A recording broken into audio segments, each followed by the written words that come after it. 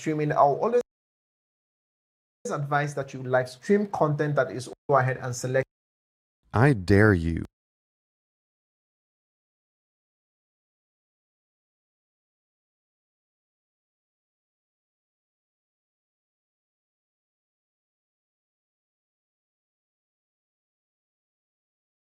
to let me build you a completely free e-commerce store preloaded with 20 a random video. So how you're going to be live streaming. Put it on your WhatsApp status, put it on your Instagram status, right? So here I'm just going to go ahead and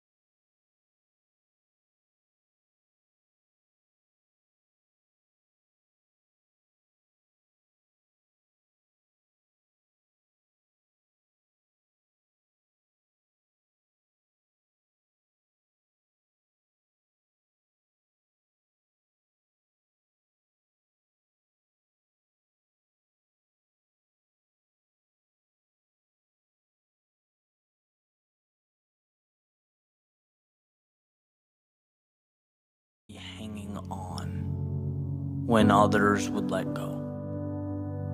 Not doing anything spectacular or out of the ordinary. Not leaping a mile or jumping over a mountain. But simply carrying on.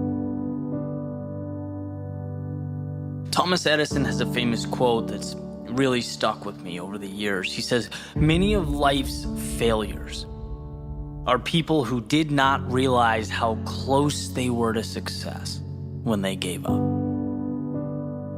Right? How close they were to the finish line when they turned their back and said it wasn't worth it. It's really an interesting thing to grasp.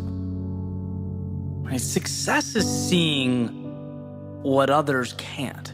It's believing when others don't. It's taking the abstract, those visions, those pictures in your head, the make-believe, and finding the courage to make them real, bring them to life.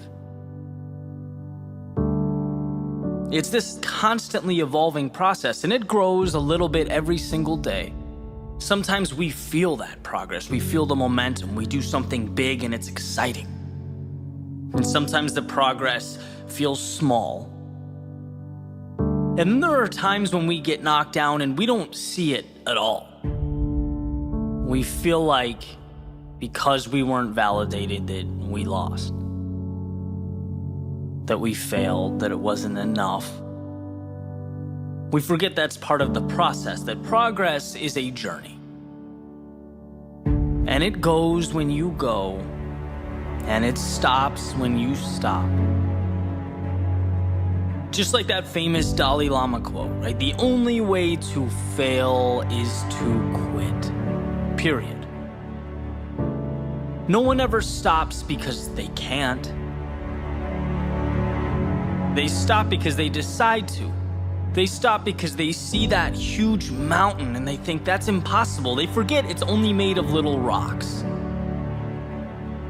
They stop because they get so disheartened by the distance of the finish line. that they forget it only takes a collection of little steps to get there. You don't have to leap the entire distance. You know, I've been there, right? This is me speaking from experience. It took me years to figure it out.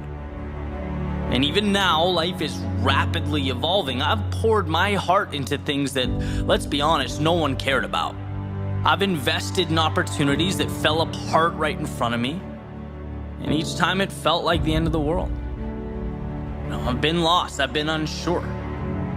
Gotten up after things didn't go as planned and it felt like a loser. I had to look myself in the mirror and pick myself back up off the floor. But there's one thing that I kept doing that I never thought twice about. And that's continuing on. Whether life lifted me up or it beat me down, my plan for tomorrow was always the same. Get up and try again. Keep going. And as I sat down this morning with my pen and a piece of paper, I thought, what's the one thing I would want to be told if I started out again? What's the one thing that people need to hear most? And it's to simply keep going. Keep taking steps. Because one day the world will start to make sense. And you'll look around and you will be thankful for one thing. That when most would have stopped, you didn't. When the world said no, you said yes. There is nothing so powerful as a soul that refuses to back down. See, persistence is not an important thing or an essential thing. It's everything. So live as to see. Not what can be lost, but what will be gained. Find that light in darkness, even if it's a flicker, even if it's a spark. See, every loss makes you a little tougher, and every instant of sadness uncovers something beautiful. Every moment of fear teaches you to be a little braver. Every broken heart opens the door to a new connection. Instead of doubting yourself, feeling inadequate in life's darkest moments, know that you need what you are going through. You are uncovering the little victories hidden in plain view. So when the world feels like too much and your patience is thin, be stronger than that voice in your head begging you to think small. Stand on every experience, the good and the bad. Let it elevate you to a beautiful tomorrow.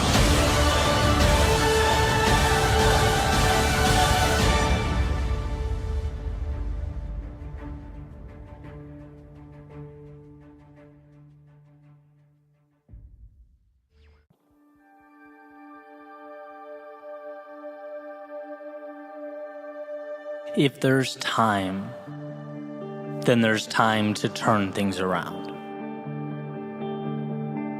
If there is a tomorrow, then there is hope today. The only have-to-be's in life are the ones we prop up and adhere to.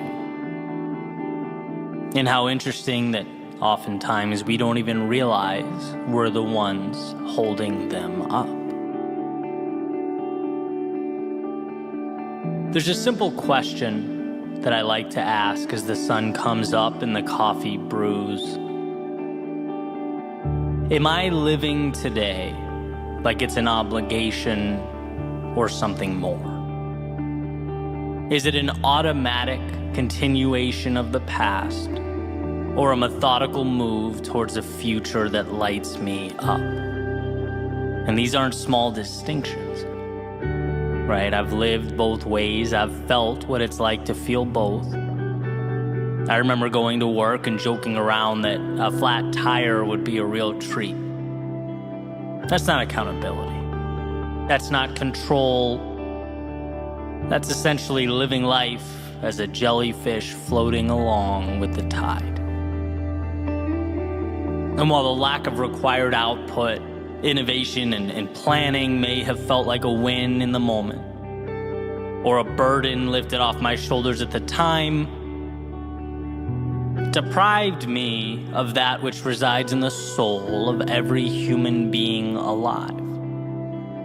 Purpose. Personal agency. See, you can only go so far, so long being the spectator of your own journey. You can only go so long looking out the window before you wonder just what it'd be like to be behind the wheel. When we put our actions up against the question, why? It astounds me how many things are done because it's what we've always done.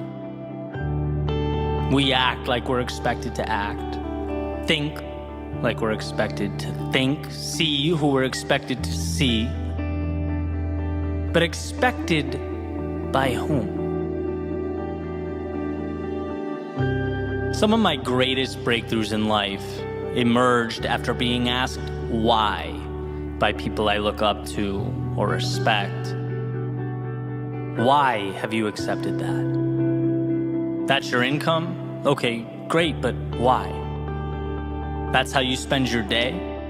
I see. How come? And when one is tasked with looking at their own life through a magnifying glass, some hidden truths always emerge. It shines a spotlight in the corner of the room, illuminating those shadows where one can, if they look hard enough, make out the wolf in sheep's clothing. That is the phrase, because that's how I've always done it. We get in life what we accept. We are what we allow ourselves to be, and if we don't ask ourselves which mountain is worth climbing, which ocean is worth crossing, we simply float with the tides. We're at the mercy of the winds. We forfeit the mastery over our own lives that awaits if we're willing to take that wheel and navigate. So here are a few things to take with you. First is you are bound by nothing. The parameters you exist between are of your making. You can get in that car and drive. You can walk away and begin something new. You can entertain that vision that's been conveniently tucked away in the back of your mind. Understand that to not go is fine, but it's a decision. And perhaps a decision you'll wish you made differently. And second, difficult today liberates you tomorrow. It's easier to observe. It's easier to say how you wish things were. After all, stepping out into the fast-paced, chaotic world is tough. It's scary, it's unpredictable, but it's where you find yourself and the path that's calling your name. It's beyond the pins and needles, emerging as one jumps into the cold water, that they're able to find that evolution. If there's time, then there's time to turn things around. If there is a tomorrow, then there is hope today.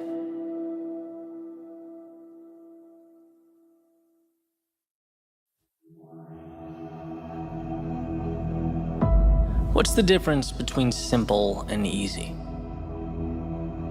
Well, simple is straightforward, uncomplicated. Easy, on the other hand, means achieved without great effort.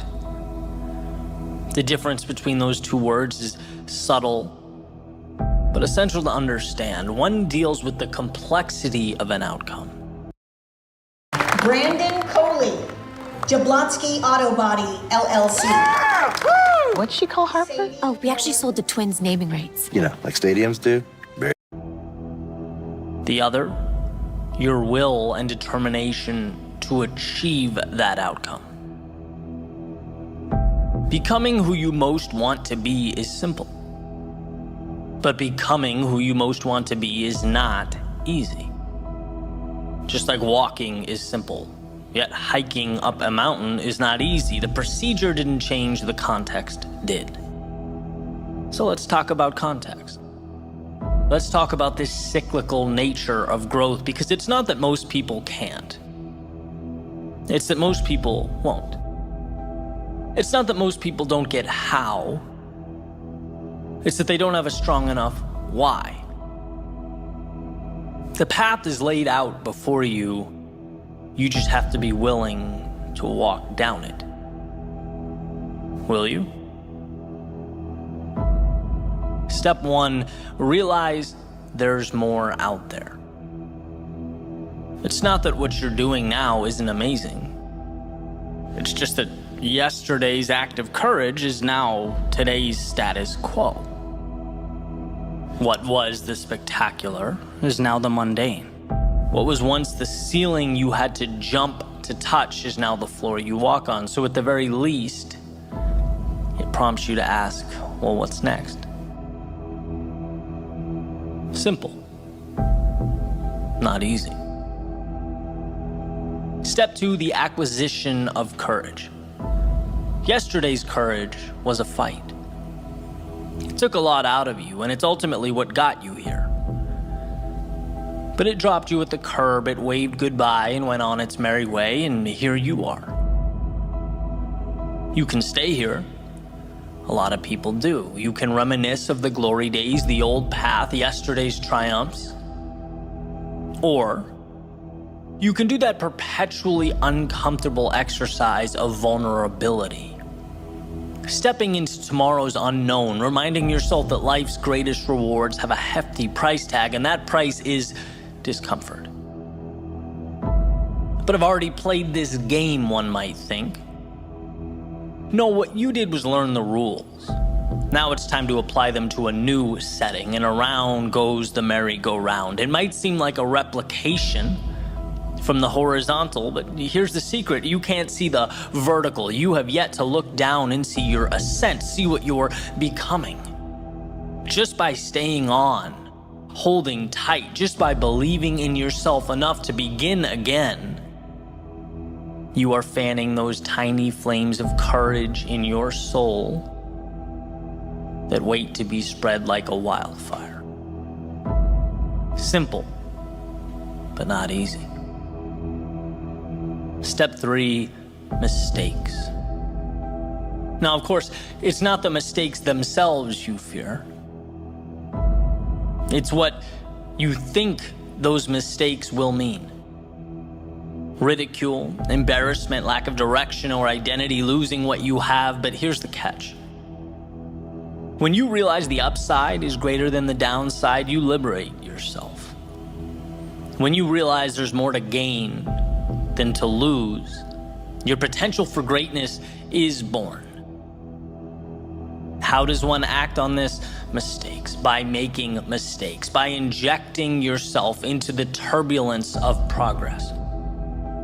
Our biology has not yet learned that the uncomfortable thing is the right thing, and that's why you get resistance. That's why it hurts. And it's why few people will accomplish what you will. When it comes to your climb, every day is opposite day. When they run out, you're running in. When they play safe, you play for the victory. To become who you might be, you must learn how to get there. Mistakes are your curriculum. Simple, but not easy. Step 4, trust yourself. Okay, sure, no problem, easy. Well, yeah, it's easy when you're getting what you want. But evolution takes time, and there's nothing quite like giving and giving and giving and not getting. There's nothing quite like stepping up to the plate again and again and again and bringing no runners home. So how does one find the strength to continue walking up to the batter's box? Well, growth is exponential, and those swings and misses matter. The infield singles matter. Everything matters. Because it's all chiseling your future self out of stone. Nothing is dependent on the next at-bat as much as all at-bats in the aggregate. That's That's why success is so often considered to be sheer will, dependent not on the home run, but on the discipline, the self-belief to keep walking up to the plate. Repetition and adjustment. Repetition and adjustment. Repeat and refine, repeat, refine. Those are the materials from which all things are made. Simple, but not easy. And then we have the finale, the ending, step 5. Celebrate and adjust. At some point, you'll be able to look over your shoulder and notice something that perhaps you hadn't before. Space. Space between where you are and where you started. It's not sudden, but gradual. And undoubtedly, with enough persistence, it will emerge. These moments, they are precious. They are times to acknowledge what you've accomplished, the sacrifices you have made. They are life's way of reminding you what you are building and who you are becoming. It's a time of celebration. Every little win means something. Every small victory matters, so relish in it. And then transform it.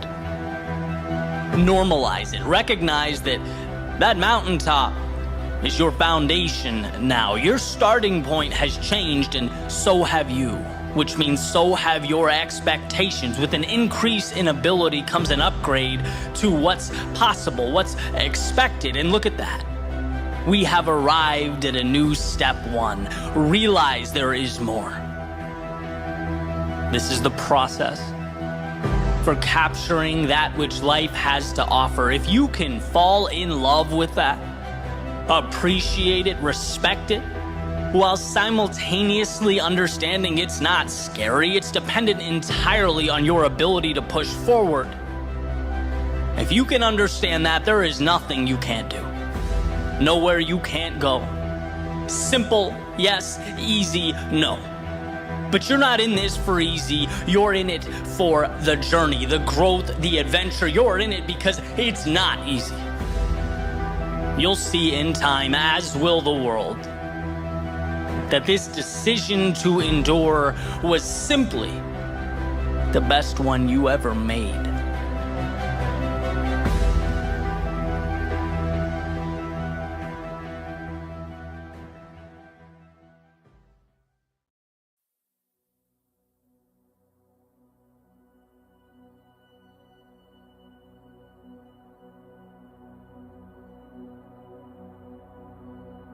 The other day I woke up with a plan. 3 things I had to do. So I wrote them on my whiteboard. They were essentially my objectives for the day. But it ended up being one of those days where things didn't unfold the way I anticipated. And for a variety of reasons, curveball after curveball, with some sloppy decision-making sprinkled in there. Eventually, morning became afternoon, afternoon became evening. I found myself exhausted and looking up at a whiteboard that was showing me I had accomplished none of the things. The real reason Korean women are so skinny. And I hate that feeling. Having clear objectives and not meeting them. Right? And so after dinner, I got a phone call and I found myself talking about how I fell short. Getting it all off my chest, letting it all out there. Showing me and I got that reassurance that I wanted without even realizing that I wanted it, right? The voice said back to me, Eddie, this happens. It's not a big deal in the grand scheme of things. No one's perfect. You put a lot of pressure on yourself. Tomorrow's a new day, right? That type of thing. And it's like, okay, exhale, time for bed. And the next morning, I was outside relaxing, doing some thinking, and came to this point. And you'll see how these dots connect here in a second. But essentially, I see life as a staircase, right? Where we thrust ourselves out into discomfort, into chaos. And then amidst the storm, we're forced to grow. We step into shoes we were once unable to fill. And what was once bigger than us is now normal. It's every day. It's ordinary. Because we fought for it. We pushed ourselves through. That's evolution.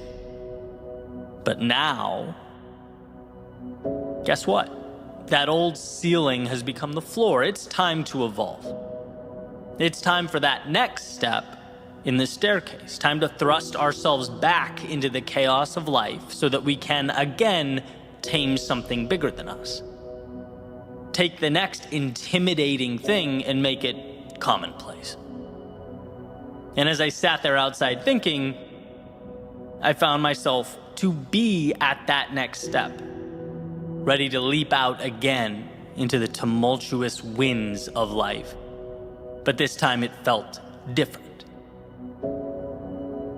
There's an intersection, and I talk about it often, of doing what adds value to the world and doing what makes you content personally. Okay, I think where those two things meet is peak living. That's where the magic happens. And I'm fortunate enough that these thoughts, speeches, episodes, videos, whatever you want to call them, on some days literally reach over 200,000 people. And that's not meant to be a humble brag or anything like that. It's just, to me, so incredible that I can't process it, right? I get emotional thinking about it. My dream is to add value to other people, provide that little lift that might help someone look at their own problems differently, maybe see a path when before they were unable to. That's what it's all about. And then, in addition to that, a parallel track on a personal level, feeling like I'm growing and evolving as well, constantly stepping up those stairs one by one, having the courage to continue fighting those unknowns and making sense of life's complexities. That's why so many of you are on this journey with me. And so as I looked up at that next step, and it felt bigger than it ever had before, I knew the task needed to be bigger than it's ever been, which would require of me one of the biggest changes I've ever made, and that scared me to death, knowing that in order for something to be born, something must die, something must be left behind. I'd been stepping forward for years, and thank God for that, but now it was time for a leap. And so back to that whiteboard I mentioned earlier. If you hang in with me long enough, I usually come full circle. Right, back to the list of goals I missed, the bad day. Why am I so fixated on that? Well, it has nothing to do with the day itself. Everyone swings and misses from time to time. It has nothing to do with those 3 goals. Everyone falls short here and there. That's part of life. It's about the person I want to be as I endure those turbulent times. It's about the strength to handle my own chaos and battles differently. Before you can lead others, you need to lead yourself. And that means being vulnerable. It means being honest. It means looking in the mirror and asking yourself the tough questions. It means being stronger than I've ever been. There will be times that require of me that I push forward without having to hear from my parents or girlfriend or buddies that everything's all right. The next step requires that I trust myself to be the guy in my own life.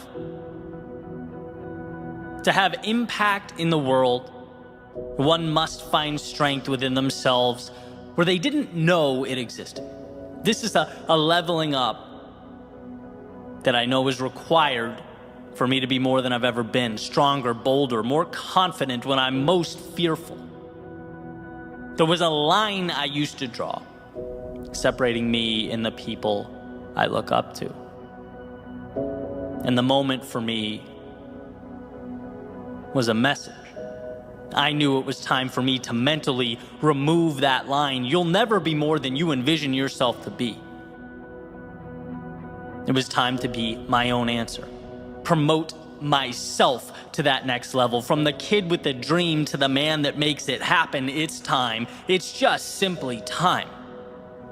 Even the ones I love, the ones closest to me, they can't provide that. has to be internally derived from a place so deep that come hell or high water, it's happening. And telling people about my little misfortunes so that they can pat me on the head and tell me things are great, that's antithetical to what is required of me next. There is a level of courage and strength and excellence in all of us that lives at the bottom of this abyss that we must pull up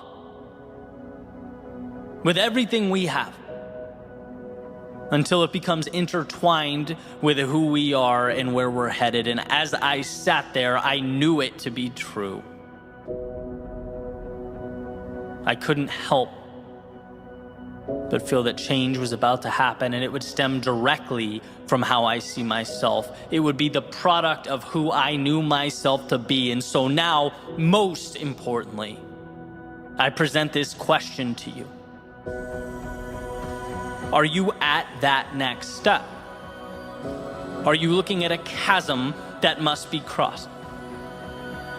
Were all your little decisions, all the courage and discipline and strength that you utilized to get here, that has positioned you for this moment, is it telling you something is next? Is it time to dig deeper and be more than you have ever in your life been? And my example, by the way, was not about holding in our problems or dismissing those around us. Asking for help when we need help is courage. The small circle we surround ourselves with is a direct reflection of who we are. No, for me, it was about being the type of person who trusts myself to weather those storms.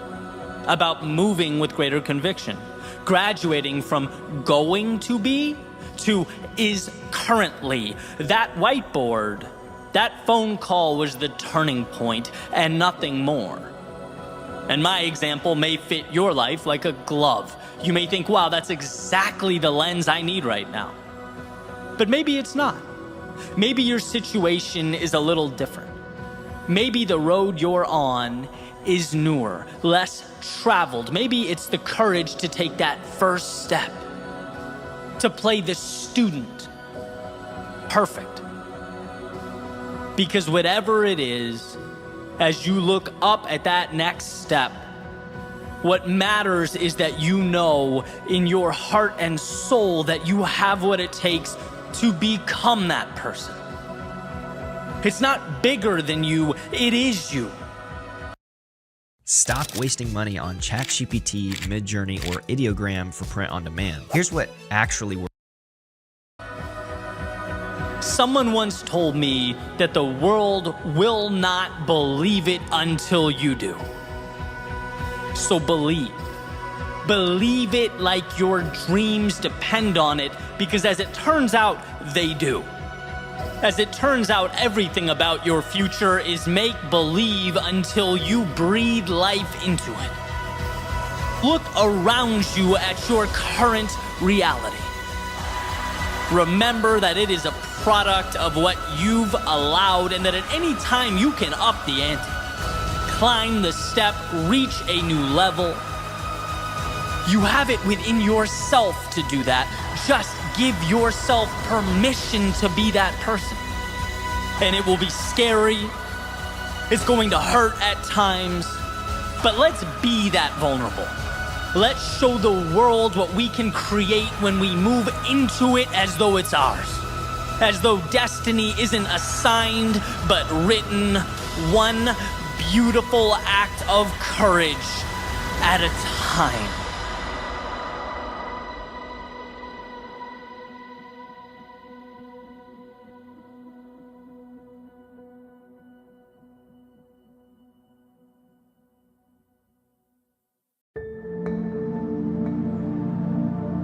At a time. Can life change in a day? Well, what if we made today a day of action, of being decisive, of promising ourselves that our goal or objective is to make a single move, however small? What if today action is king? And we live by the notion that whether the result of our courage is good or bad, Whether it's the result we hoped for or the one that we didn't, at least now we have something to work off of. And that means we've moved beyond where we started.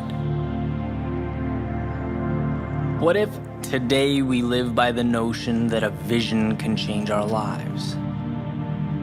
But a vision without that small step is powerless. And today we take that small step.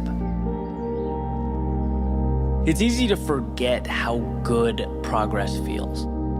How incredible it is to know that we're moving towards something meaningful in our lives. Something that we chose, that we're building. We had the courage to break life down so that piece by piece we could build it back up. We are our happiest when we are progressing. We're designed to map out the unknown, unexplored territory to make it our own. We're not just flesh and bone, but travelers with godlike capability of seeing that which is not yet there. And with an idea and courage, there's nothing we can't do. And that's why when we stop seeing infinite opportunity, when we pretend that settling is okay, that the status quo is enough, we know deep down in our souls that something's missing. We need the next door to unlock. So today, let's find just one door that we can open. Remind yourself of the shock wave that goes through your system when inspiration guides an idea and progress turns that idea into reality, because momentum connects every aspect of life.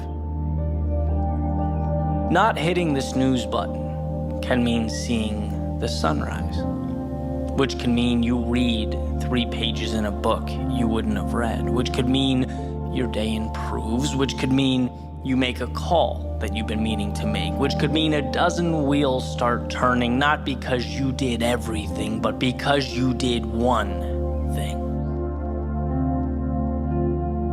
Today can be the day that changes your life.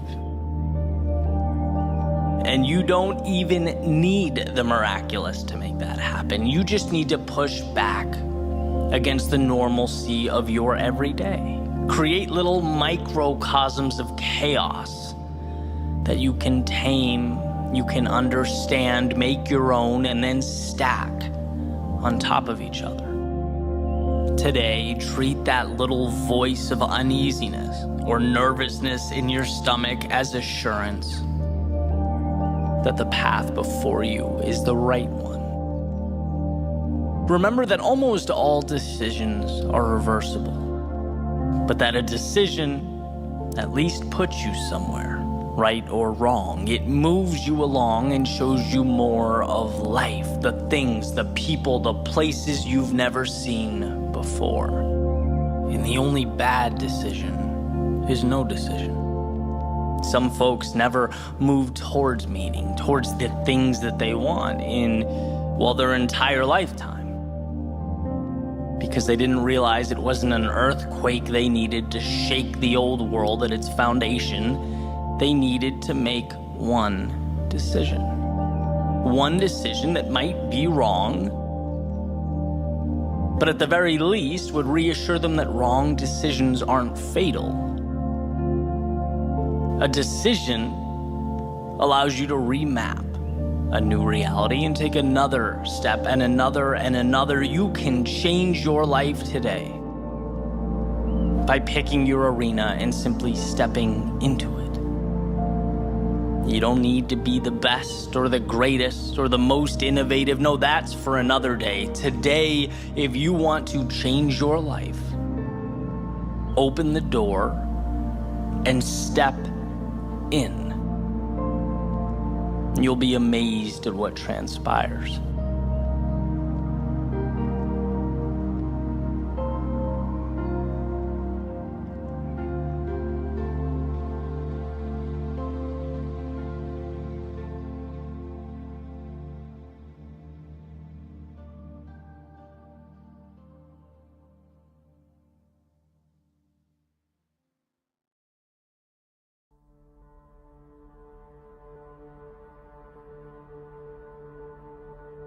Why is this battle you versus you? With all the complexity, all the obstacles out there, why are you your greatest opponent? Well, to put it simply, because all those obstacles and all that complexity still can't tell you no. They can't say enough is enough. They can't look back at you and say, let's just settle for what we have now. No, only you can do that. The world may create the landscape. It may construct the terrain and those obstacles. But you are the sole decider on where along the way you stop. You decide how far you want to go and how much you are willing to endure. When it comes to your advancement or limitation, you are in the driver's seat. I just picked up a copy of Will Smith's recent book, and one of the ideas that stood out to me was resilience. And this part in the book, it's actually kind of uncomfortable to get through, but incredibly powerful. He's talking about his childhood and the polarity of his father's personality. A man who would do anything to provide for his family. He took pride in that and saw it as his primary responsibility, but simultaneously was their greatest source of pain. And he mentions his father, hitting his mother from time to time. In one particular example, struck his mother in the face so hard that it knocked her on the floor. And as she stood back up, she said something along the lines of, "You can hit me, but you can't hurt me." And that was the first time Will understood as a child the difference between what the outside world inflicts upon us and how we choose to react to that occurrence. That understanding is power. It's why you are the author of your story. In the sense that every single thing dropped at your feet, every situation, every occurrence, they come with an implicit question attached, a question that you and only you are responsible for answering.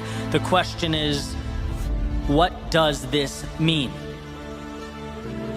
And how you respond to that question determines whether you go left or right at that metaphorical fork in the road. Does the occurrence detract from your ambitions, or is it a multiplier?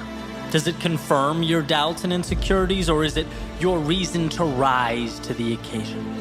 An opportunity to stretch, to evolve. That's a gift. That's an invite. Not some sort of divine punishment. But the challenge is removing the layers until you arrive at the value. And it's hard.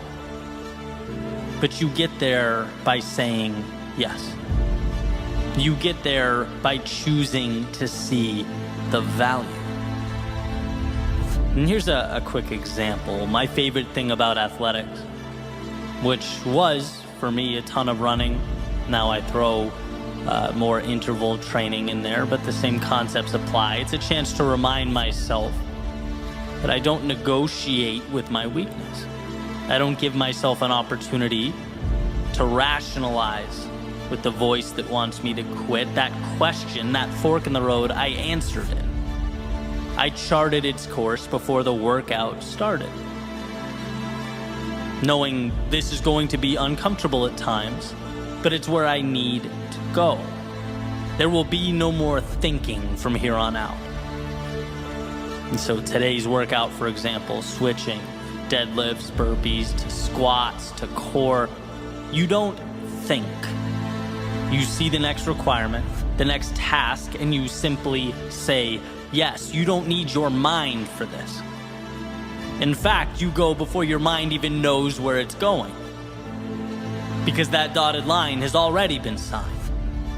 And that was the breakthrough for me. When you separate what you have to do with the hurt associated with doing that thing, you free yourself. After all, what's there to hold you back if you can't talk yourself out of doing things? See, we tend to think our greatest adversity is the pain, or the confusion, or the unknown. But it's like, no, those are the byproducts of doing anything of significance. The adversary is the voice that begs you to slow down because of those things. And if you can figure out in your own life how to create space between the two, how to separate the task and the discomfort often brought about by the task, there's nothing that will ever be able to slow you down. And look, I'm not saying that you walk around without ever utilizing the power of that brilliant mind you possess. One's ability to think is everything. But what I am saying is there is a time to shut it off. There is a time in which, to avoid overthinking, we simplify. Action, reaction. One more mile, okay, end of story. 1 minute of jump squats next, roger that, period. It's taking the emotion out of the process, refusing to leave the door cracked for the inner dialogue that says, hey, maybe you don't do this, maybe you slow down, are you sure you can handle what's next? No, all of that is tuned out. It's assignment, go. Next, go. Next, go. You know this is the right thing. You did your thinking before grabbing the sword, shield, and stepping into the arena. Now guess what? It's instinct. It's doing what has to be done. And what has to be done hurts. And look, you didn't have to accept that. You didn't have to step in.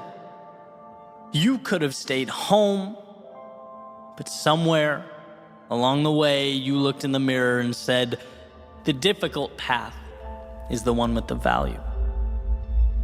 And now here you are, face to face with hungry lions, clashing swords with your adversaries. There's no turning back now. Now is when you parse out pain from the objective. The pain is now part of the audience. It's not with you or in you, it's watching from above as you do what you came here to do. So yes, those swords clash, but the eyes remain focused on what's ahead.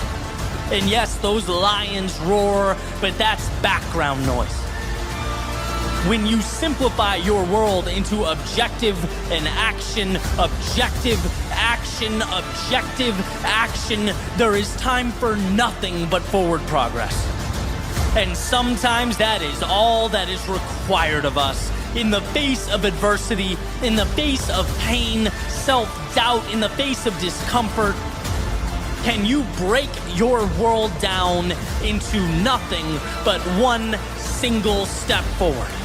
One more set, one more rep, one more session, one more attempt, just one more. No rocket science, no negotiation, there's nothing to figure out here.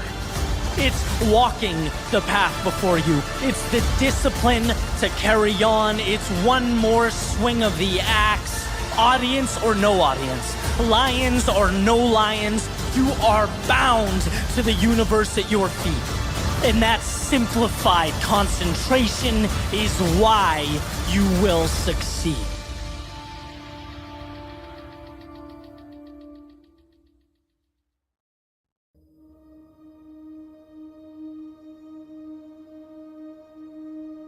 The road to this moment wasn't an easy one. There were times where you thought you knew, but simply didn't. There were plans made that drastically differed from the ones fate had prepared. There were days that made you question yourself, your beliefs, that made you ask, what is my purpose? Look, to live is to have felt these things, asked these questions, to have seen firsthand the discrepancy between what we draw up and how life unfolds. And I think about this discrepancy often. The swings and misses, they hurt. You know, that quick shiver you feel down your spine when thinking about the wrong turns made. The tugging at your heartstrings when reflecting back on things said, or perhaps worse, left unsaid. It's easy to get lost in that feedback loop, letting the past dictate the present, letting yesterday define today. But here's what I've come to see as the truth. To experience the things that make life beautiful, we have to be vulnerable in a way we otherwise wouldn't. Open ourselves up to an unknown that, we could have skipped altogether if we really wanted to. All that pain, all that hurt the past provided could very easily be the reason you shut down, the reason you play small. That hell you walked through could be your justification for never stepping out into the chaos of life again. That would, at first glance, appear to make sense. Seem ideal, even. But that pain could also be the reason you look around you and say, after all that, after experiencing everything life threw at me, I'm still here.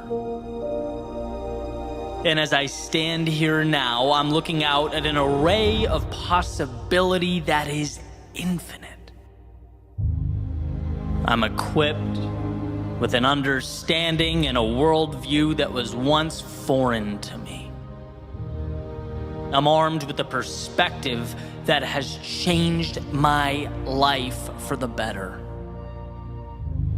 By stepping out into the often dangerous, brutal, unforgiving world, I have elevated myself. And that has made all the difference. And while it may feel intuitive to run from a reiteration of yesterday's pain, it's wisdom that urges us to instead use that pain as a multiplier. The key to something more, something miraculous. Not to cower because we once endured it, but to stand tall because we overcame it. And that's what we often miss. We can think back to the adversity, sure, but we're often unable to see how that adversity shaped us. Our own strength, it's never gonna scream out at us. It's never gonna let us know it's there. We have to take the time to acknowledge its presence. We have to peer over our shoulders to see how far we've traveled. We'll always have obstacles before us. But if we don't stop and assess, we won't see that the obstacles have gotten bigger.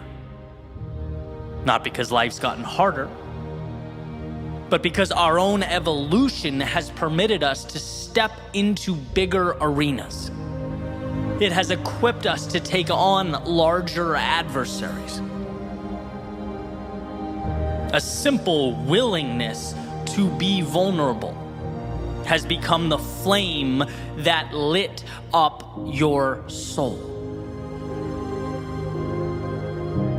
So the question is, will you step out? Will you see that vulnerability not as a crack in the foundation or a chink in the armor, but as strength? To love, it requires accepting a susceptibility to being hurt. To play the game requires an acceptance that you just might come up short. To bet on yourself means understanding that you might fall right on your face. To want more than you have now means acknowledging that you might be humbled along the way. This is what it means to live. Giving a piece of yourself in order to acquire that which means the most.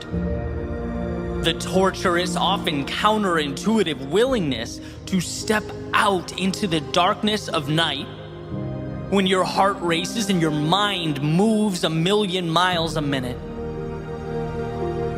That's vulnerable. That is power. And it's an investment in a tomorrow that otherwise would not have been available to you. You are not your past. You are the wisdom derived from its lessons, the courage removed from its trials, and the hurt that was perhaps at one point the only thing you felt. It's not your reason to shrink into yourself. It's your reason to step back out. To say to the universe, I have the strength to again dance with the unknown. To risk the short-term discomforts that life often hands out like candy in exchange for the chance, years from now, to look at your reflection and say, I got back up. I did the hard thing. I followed my heart. I wandered into that darkness to obtain the wondrous reality that is, for a time, concealed. I did that. So love again. Grow again. Try again. Build again. Believe again. See again. Feel again. Step out into the world again. This is who you are. Underneath the fear and insecurity, underneath all those reasons to not go, there lives the beginning of the miracle that is life. And it won't be easy. The timing will never feel perfect, but the question will always exist. It will always exist within an arm's reach of where you stand. Can you be that vulnerable? Can you be that courageous? And not just when things are going well, but amidst the turmoil, the chaos, the self-doubt, when your memory only wants to play highlight reels of where things went wrong, where you swung and missed. Will you choose to see those moments not as the chains that confine you, but as the strength that elevates you? Will you be vulnerable enough to give away some of you in order to expand and transform all of you? When I switched to Allstate, I saved hundreds. My old insurance company raised my rates, so I started looking around. Allstate made it really easy to switch, and I was able to get better coverage for a better price.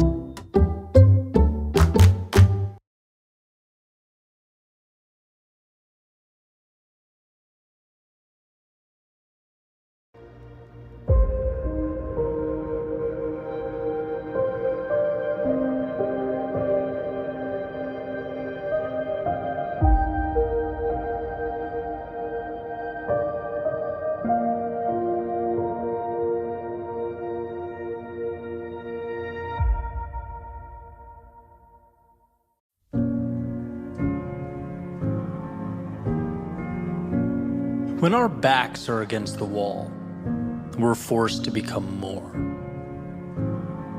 When the clock is ticking, we are tasked with finding answers that hide among us. It's in the darkness we find light, and while lost, we find ourselves. The paradox of life is that from our pain comes our purpose, our evolution, and our greatness. I love thinking back to about 2014, making my way around Boston, having just quit my job, essentially purposeless, clinging to a YouTube channel and a podcast idea that I would name Your World Within. And why? Why do I think back? Why does this mean everything to me? Well, because at the time, I knew nothing. I understood nothing. Nothing about speaking or media, audio, video, nothing about running a business. But more importantly, I knew very little about life and what's truly required to progress in a world with infinite moving parts. I didn't know that my lack of understanding is what made everything feel overwhelming and complex, and that it was up to me to simplify. I didn't know the extent to which I'd have to befriend failure. And that was the most eye-opening realization. Because when you gravitate towards a risk-free existence and you box yourself in, as I had for so long, of course you don't get the upside, but you also don't fail as dramatically either. Life was a simple game of cause and effect. Do work, get result, not much room for more than that. And so stepping outside that box in the way that I did changed some rules. I learned some things.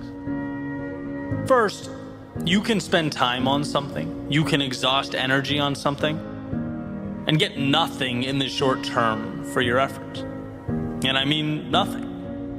Unless you count getting your pride stomped on. Unless you count your friends disappearing when you need them most. Unless you count self-doubt and a constant worry about not amounting to anything. I mean, these are very raw, very real human emotions. They tend to arise when we start something new, but in them is also the power. This is where the light bulb turns on and the path emerges. It's where I learned that we only get what we want when we endure what we don't. And what a foreign concept when you think about it, right? It's like, Eddie, take this mic. Go stand in front of this audience and pour your heart out. Your knees are shaking, chest is pounding, but dude, trust me, it'll be good for you. And funny enough, it was. It was because the fear in my stomach became the indicator that something new, something exciting, something more was around the corner. Like Pavlov's dog hearing that bell.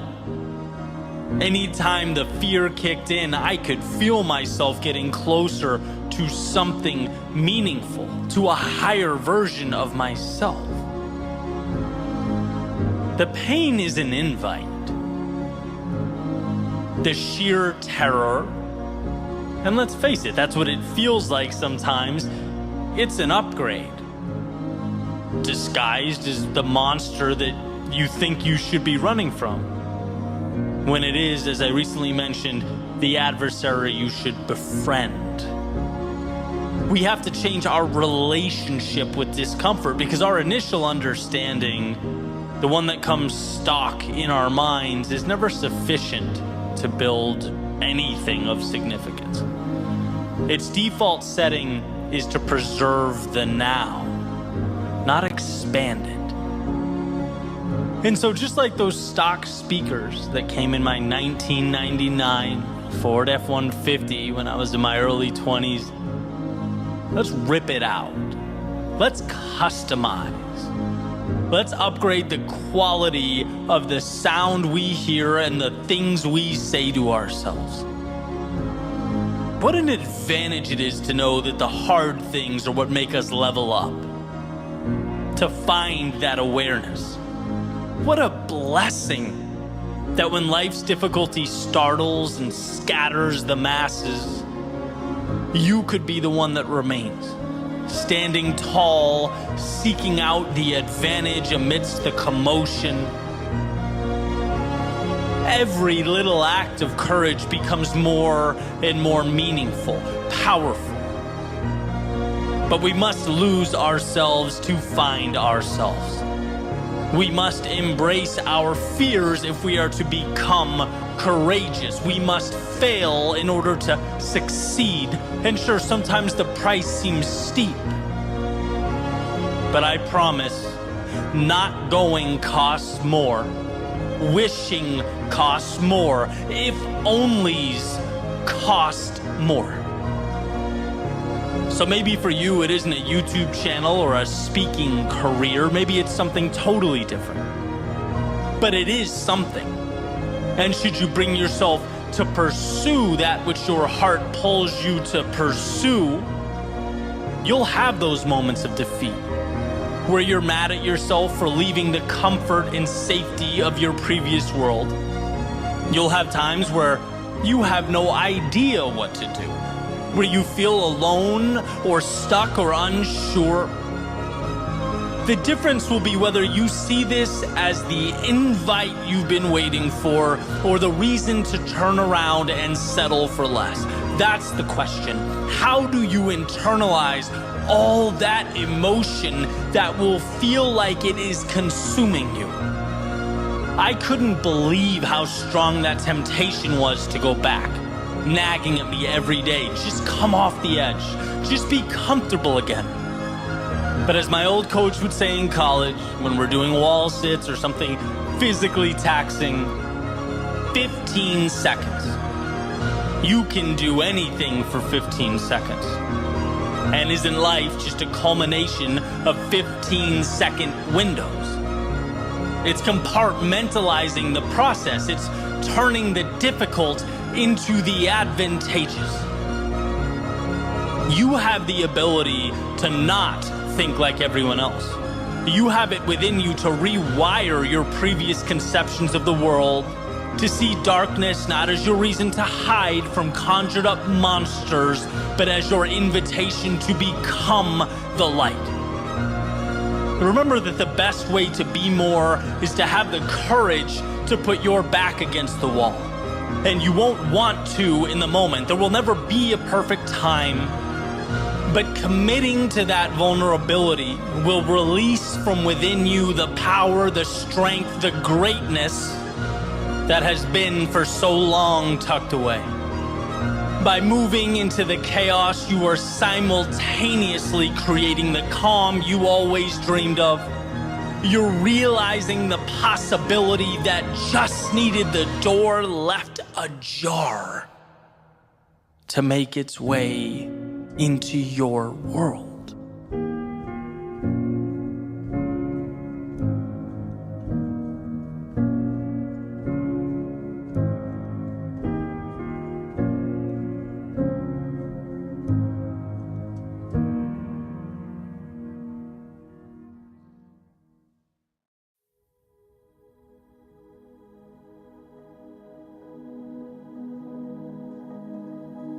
Don't you dare reach for your pocket, I told myself.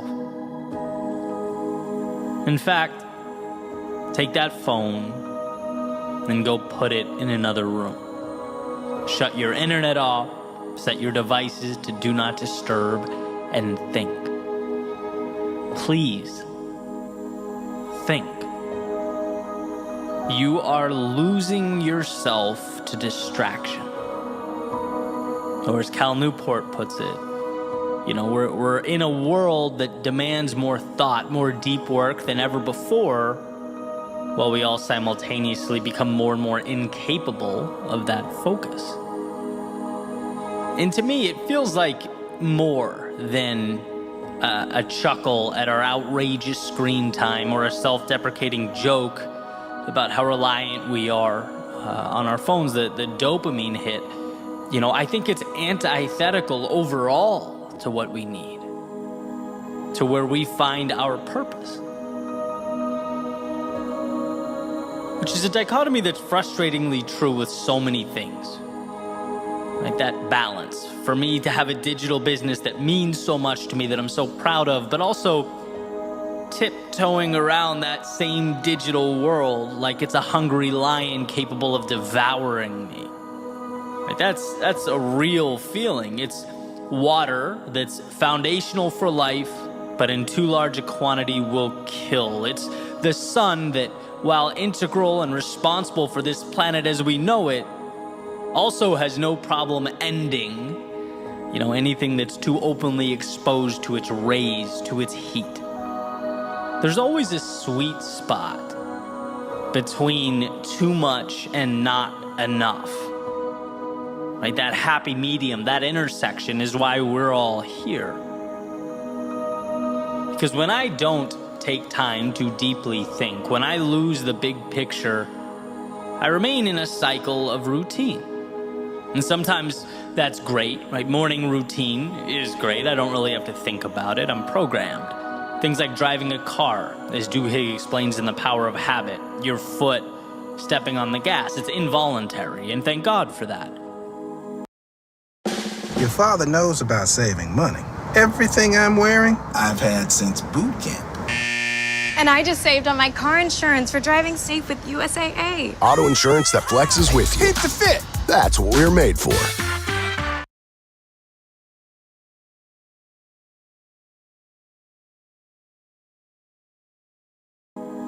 But one must be able to step outside that loop and ask the big picture questions. We have to make time to at least roughly chart the course.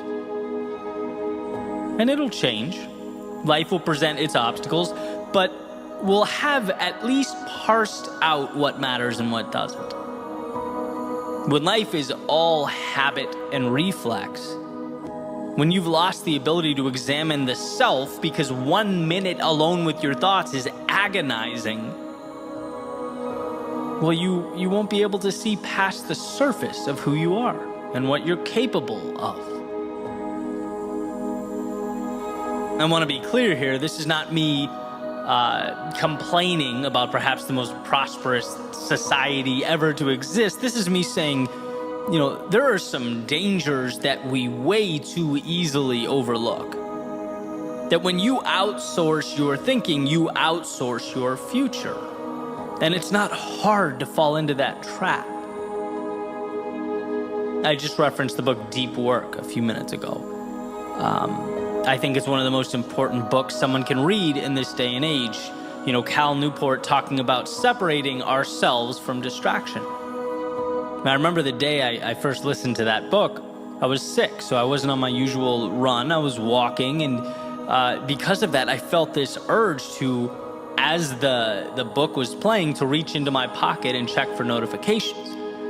And it really was eye-opening. It's like we are scared to completely immerse ourselves in solitude. But solitude is where we uncover so much. Silence is where we hear what our souls have to say. It's where we understand who we are. My favorite Joseph Campbell quote, "The cave you fear holds the treasure you seek." And man, I hate to say it, but I think being alone, even for a short period of time, is that monster lurking in the cave. The one we're scared to confront, even though it's what we need. Solitude is the demon we are consistently masking in a constant influx of media and small talk and DMs and emails. That stuff has its value, but it's not real. In the sense that I find it disconnected from purpose. So here's something that I've been doing, and I would suggest that you give it a try. It's been certainly helpful in my life, and start small, even if it's 15 minutes, but take a walk by yourself. No phone. And it's challenging at first because, you want to be consuming something, even if it's, educational, valuable, still, right? No phone. Solitude. Think about life. Think about who you are. Think about what you've always wanted and where your current reality aligns. Think about how much you have and how lucky you are. Think about any or all of these things, but think. Let your mind go where amidst the push and pull of life, you don't often let it wander. For example, some thoughts from my walk today, some of it random, sporadic noise, some of it more valuable than others, but all of it valuable because the process in its entirety is valuable. I spent some time thinking about the week ahead, the things I'm excited about and how to prepare for them, and realized one of them I didn't want to do. I then had that debate with myself, well, do I not want to do it because it doesn't align with my goals or because it makes me uncomfortable? Came to the conclusion that I think it's the latter, so it's staying in my schedule, but I'll reassess. I thought about Florida. I consistently think about how lucky I am to be down here after living in so many cold places. It's just such a beautiful environment and, one that I don't take for granted. I thought about a statement I just heard from a professional athlete after his surgery, talking about how hard it was on him, but that he would rise from the ashes and he would have the best year of his life. And, my mind went to one of the most important rules of leadership, that it's not about you or your rise or fall, right? To lead is to make it about the team, about the overall goal. And how grateful I was to come across that video, to see that and really dissect it. Sometimes the best ways we learn is by seeing what not to do, right? And I'll take that with me. I'll take that understanding with me on my own journey. Last thing I remember, I thought about some of the books I've been consuming. I've taken in an insane amount of books over the years, but I practically stopped reading physical books, right? And now I consume mostly on Audible or other audiobook methods. Made me wonder whether the value is equivalent. How much that varies from person to person, maybe something to research later, right? That's all I remember as I sit here now. But the point is, this is stuff that if I don't immerse myself in solitude and break through the barrier of boredom, I don't get to. And maybe you go through a week where you don't find much. But as the saying goes, right, one idea, one concept, one epiphany can truly change the dynamic of your life. It could change everything, right? There are answers just beyond the realm of distraction we operate in. Some of them pertain to trivialities like the audiobooks and the cold front. Some of them pertain to your goals and your development, who you are, where you're going, and how you'll get there. As Newport says, to simply wait and be bored has become a novel experience in modern life.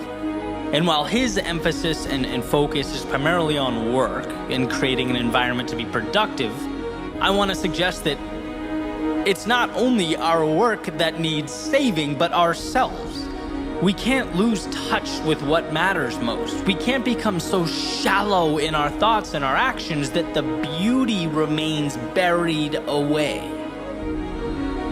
There is something in you that's untapped, unfinished, raw talent or desire. There are pieces of you that need to be assembled, and if left alone, will wither away, unremarkably, quietly, and probably without your noticing. So my ask is that you think of this as more than, me cheering on long walks. It's not about the walks, right? It's about time alone with yourself and what that opens up for you. It's about recognizing the spaces we need to carve out from the outside world, so that when we re-enter the outside world, we know who we are. We understand where we're headed. We don't go where the wind blows. We are able, as the saying goes, to adjust our sails to get to our destination. All you need is more time with you.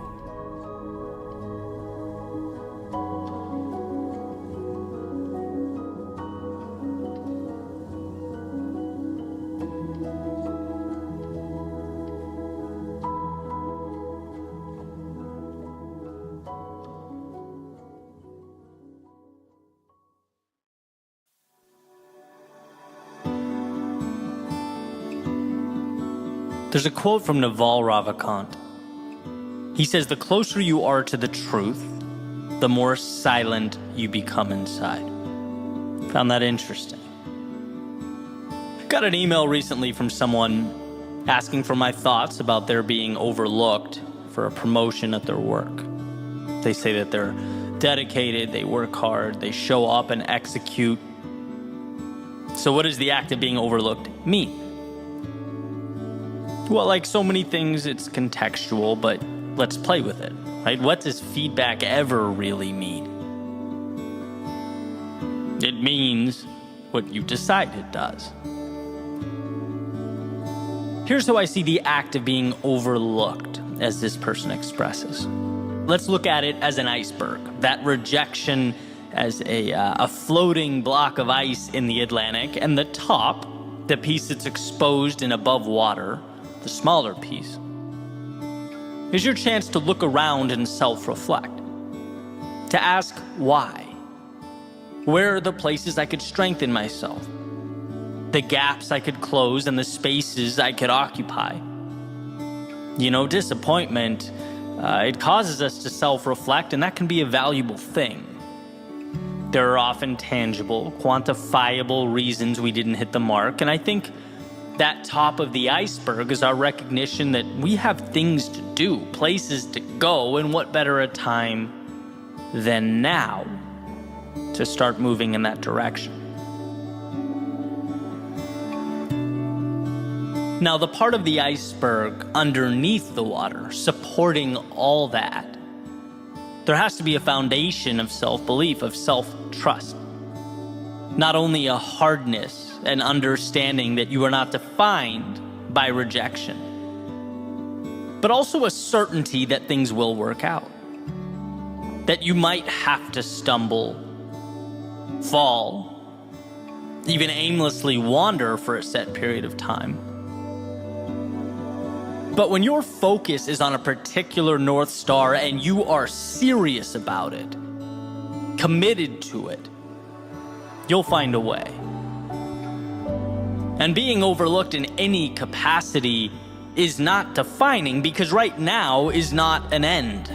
You decide where the end is. And there just so happens to be a lot of space between that point and where you stand now.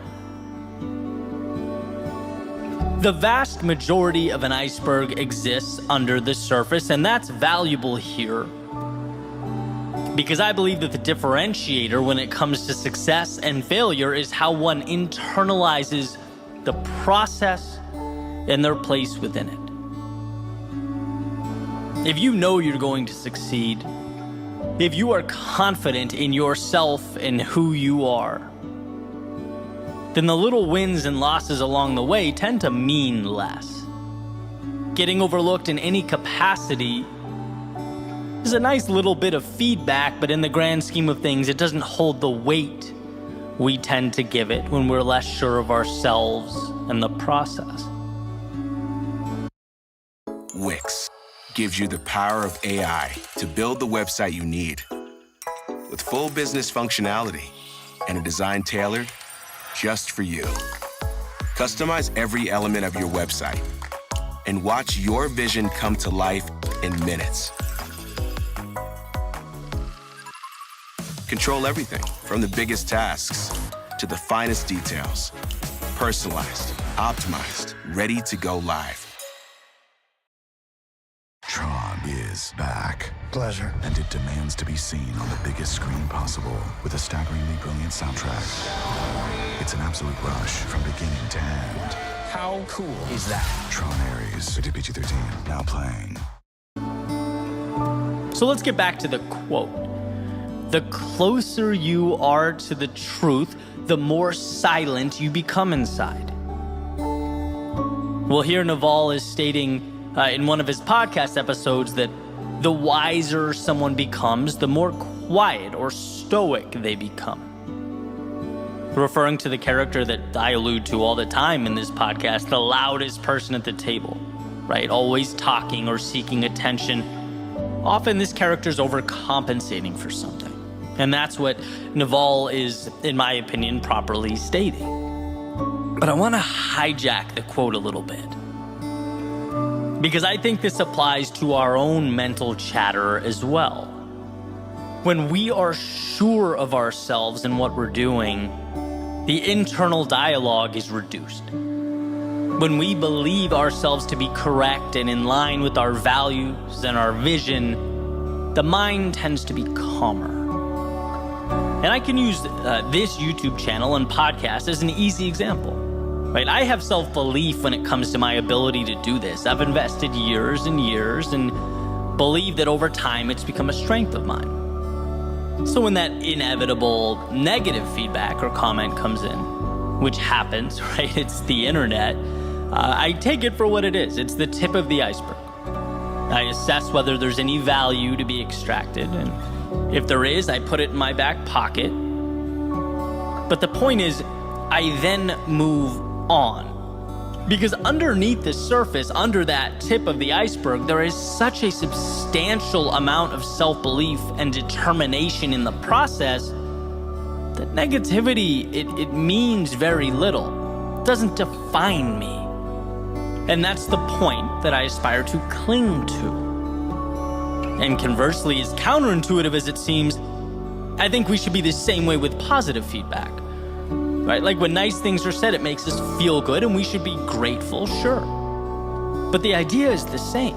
Examine, pocket the feedback, and move on. Because if we rely too extensively on good feedback for our self-worth and our sense of identity, it's going to be hard to avoid doing the same thing when the other stuff comes in.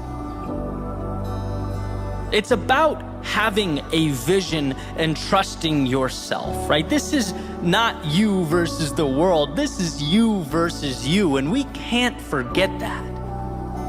It's a person committed, determined, on fire in their purpose, collecting data along the way to something greater. And look, sometimes that data comes in the form of being overlooked. It highlights ways you need to make yourself stronger and better. But sometimes it validates and recognizes your greatness, the value you're already adding to the world. Either way, you're moving forward because it's who you are. And as long as you tell yourself you're going to win, and those 2 feet underneath you haven't stopped moving, you're putting yourself in position to capitalize on all the opportunity life has to provide. You are going to see the compounding of all those steps you took. The ones you took when it hurt, and the ones you took when it didn't. When you were sure and when you weren't. When you had all the energy in the world, and when you barely got yourself through. All those times, they mean something. And it's the ability and desire to move forward regardless that becomes the determining factor. If you know that, the mind can be at peace. Life is happening for you, not to you. The obstacles become much needed information, and the victories further contribute to your momentum. It's all moving you closer to where you need to be. There's a saying by Steve Martin. He says, "Be so good they can't ignore you." And that's not a point, it's a process, an evolution. It takes time, it takes patience, it takes self-belief. But trusting that mountaintop you're chasing also comes with a great sense of security. That this epic adventure is yours and yours alone. It comes with discovery, growth, joy, sadness, and everything in between, but it is yours. And if you sign that dotted line, it doesn't matter if you are overlooked in some capacity. No person or external event can take away what you know in your soul to be true.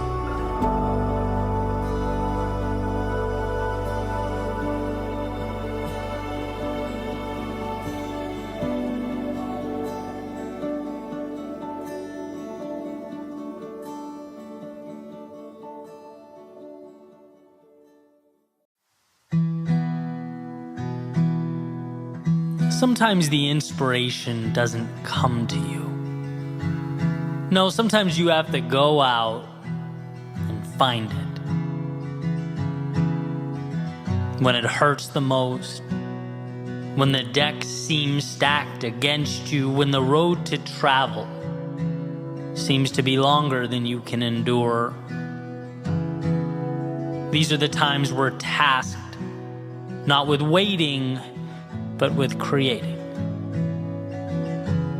And those lows, they become highs because they force us to self-assess, to look around and say, I don't want to feel this way anymore. I'm done tolerating X, accepting Y, associating with Z, and so a bridge must be created to something. And your question is simply, what's that something going to look like? Here's what's interesting.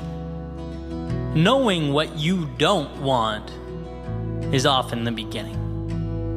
It breathes life into a first step. Maybe you look up and you have no idea what step 2,000 or 3,000 looks like, and that's perfectly okay. You don't need to know exactly where you're headed, exactly what the top of the mountain will look like. What took me forever to figure out is knowing that here isn't right for you, wherever here is enough, because it is the beginning. The engine that makes it all work. You don't owe explanations. Apologies aren't required of you. All you needed was that feeling in your stomach that more is out there, and perhaps you've been depriving yourself of it for a tad too long. You just need to leave scarcity behind and train your eyes to find the abundance you exist within. Try Nature Made. Made with quality, made to care for you every day. If I were him, I'd bundle my home and auto and pick up the real victory, savings. Are you talking about bowling? No, bundling, Jan. Bundling. Bundle and save with the personal price plan. Like a good neighbor, State Farm is there. The other day I saw a quick interview Tiger Woods was giving. And I'm not really a big golf guy, but when the greats talk, I listen. And those who have been following him know that he's had kind of a rocky past, right? A very public, family situation to injuries, surgeries, a recent car accident. And you can only want someone like that to rise from the ashes, right? I feel like everyone's rooting for him to rediscover the dominance he once possessed. And basically in this interview, the interviewer's asking him about day one of the Masters, where Tiger played well enough to make the cut. You know, he survived day one and was about to continue the tournament into the weekend, but it certainly wasn't the best golf he's ever played. And so upon reflecting on it, he says, and I'm paraphrasing, things aren't the way I'd like them to feel, but I've given myself a chance. And I love the way that sounded, right? Not just because it came from a man who's been metaphorically battling uphill for what feels like some time now, but because it's how we all reemerge from our adversity. It doesn't matter what happened yesterday. Your past, all of it, the ups and downs, the bumps and bruises, they've all brought you here. And if life is one giant tournament, you've made the cut. You get to play in your Masters. Tomorrow is coming. And it brings with it the chance to right the ship, to discover the undiscovered, to find yourself again. By showing up today, you've given yourself a chance, and that is the most powerful thing one can possess, a chance. I think too often we look at what we don't have. We spend our time focusing on the holes, the blank spaces, the gaps, instead of looking at the opportunity we've created to pivot wherever we deem necessary. The flexibility is the asset, but only valuable when we recognize and utilize it. And yeah, that can feel like a tall order when we are not at our best. When we're operating at a level that, let's say, is less than ideal. It's easy to see all the problems we're going through as supporting evidence that the world is bigger than us, that we are outmatched by life. But really, all these things that have come together to create our current state, they're nothing more than life providing you a chance, an opportunity to turn the page. I'm a tiger, those lows, those setbacks, and perhaps even the personal anguish one would assume would accompany those things. They've given him the gift of now, and he recognizes that. Just like everything that has paved the way for you has done the same. It's created the conditions from which you can now grow, further evolve. It's providing a little nudge towards those things we need to do, but maybe sometimes drag our feet a little too long. So when the world throws you curveballs, how about seeing the situation as a chance to hit off speed, to step up to the plate and make something of what we thought was misfortune? When one trades, it's happening to me, for it's happening for me, you're presented advantages that were previously unavailable. They weren't there. And not because they didn't exist. They weren't there because they weren't recognized. Because perhaps you saw the very thing that could help you as the thing that would hurt you. But regardless, here you are, sharpened by the mistakes you made and shaped by the lessons you learned. You are here. Not to relive the past, but to create a new reality, write a new chapter, walk a new path. You are here. And wherever next happens to be, let it unfold because you chose it. Let it evolve because it's who you are. Leave the stands and make your way to the stage, where sure, the stakes are higher, but so is the upside. I often talk about the power of looking over our shoulders at those highs and lows from time to time. Not because they have power over us, but because they have made us powerful. Look at all you've endured. See all that you've overcome, and for what? Well, to put it simply, for the gift currently at your fingertips. The chance to say years from now that sure, you lost yourself. Things became chaotic, confusing, convoluted. Maybe you were unsure. Maybe at times you even felt alone. But those times, the same times that could have kept you down, instead reminded you what you were capable of becoming. You don't get the light at the end of the tunnel without walking through the darkness. And so to remember that all this has unfolded to bring about something beautiful on the other side, well, that just might be the perspective that you've needed, that you've left behind. The world will only give you what you ask for, and so right here, right now, instead of accepting a continuation of your past, how about demanding an evolution of yourself? That game of life awaits. And so for your sake and the world's, don't be afraid to play.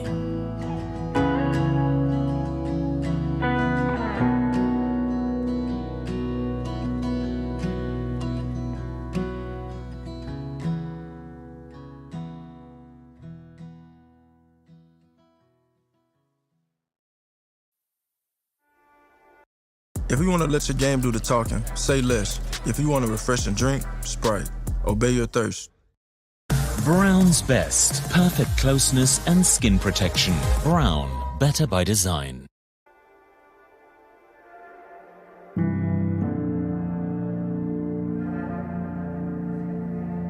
She had a picture framed on the table that said, "Make today amazing."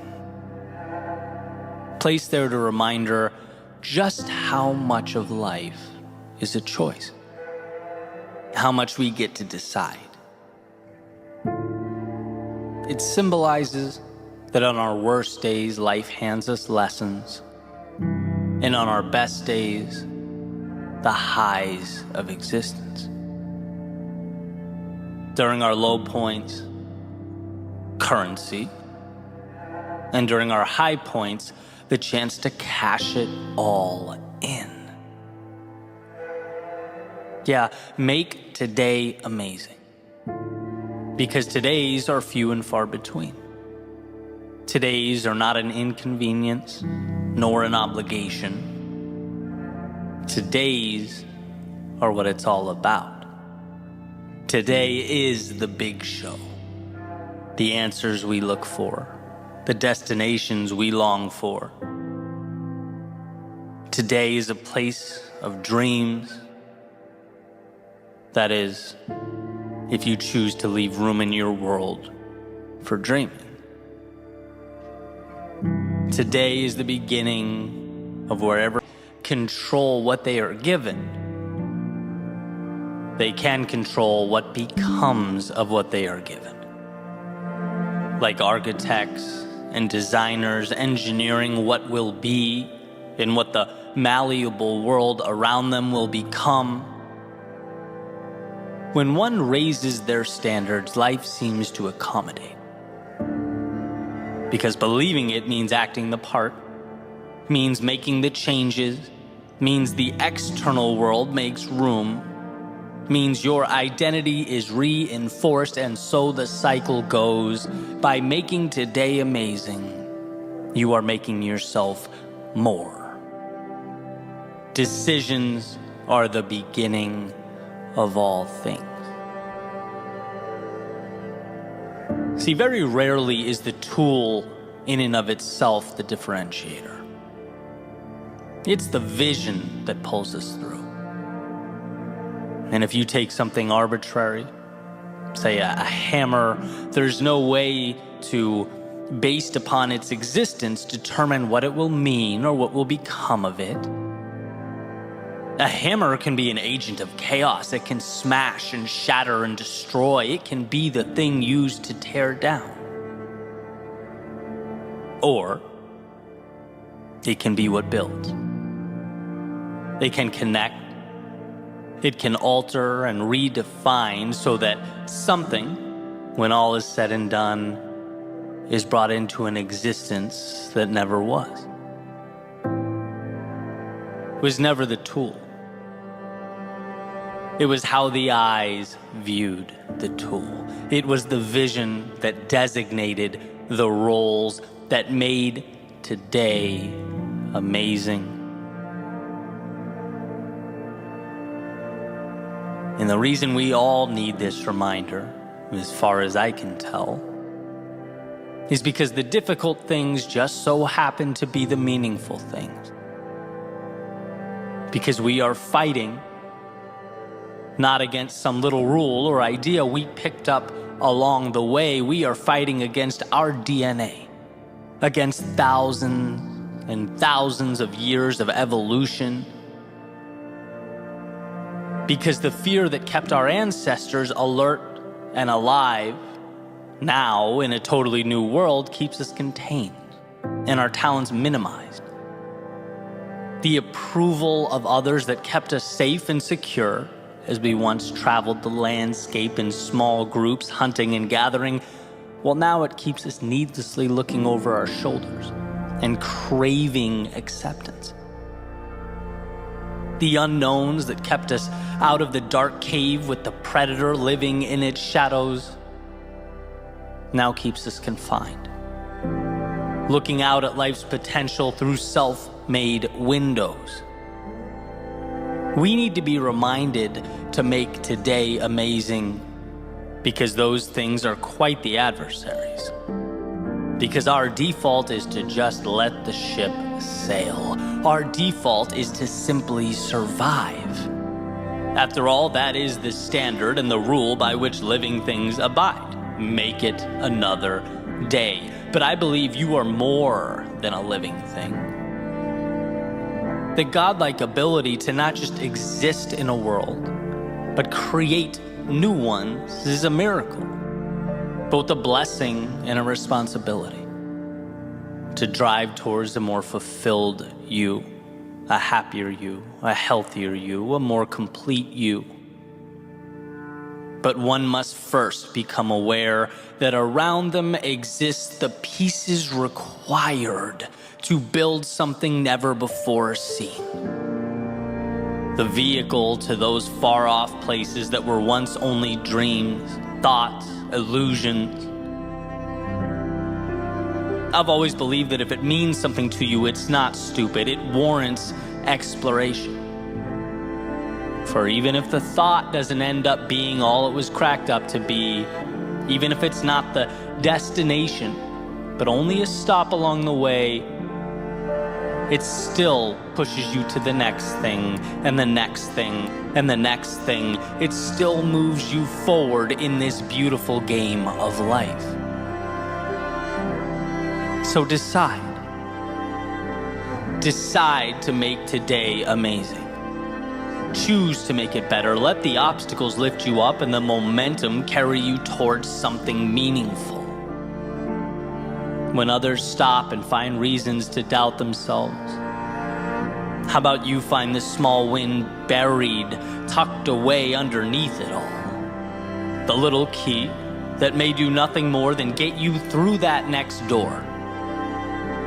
After all, sometimes that's what life's about. Picking up your head when it's most difficult and finding the next door to walk through. And the magic is knowing you can always do that. Because there always exists both the doorway and the key, but we must be willing to find it. That's the obvious thing about those doors. The right ones will open, but they require we find the strength to approach them. They require that we seek out amazing. And so with this in mind, what is the next chapter like for you? Are you currently enduring one of life's winters? Are you navigating those inevitable valleys of despair, in which the value is in finding that single ray of light amidst the storm? Looking within yourself for the courage to take one more step forward, and another, and another? Are you seeking out that spark that will reignite the fire in you? Because it's there, so long as you choose to make today amazing. Maybe you've climbed yourself out.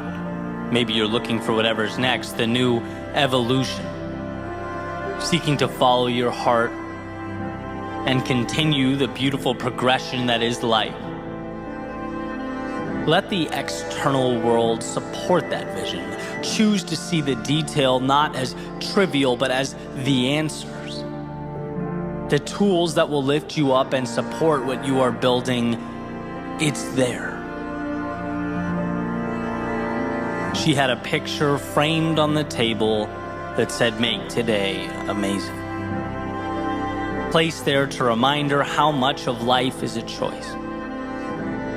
Because in a world of options, what a gift to choose the journey of a lifetime.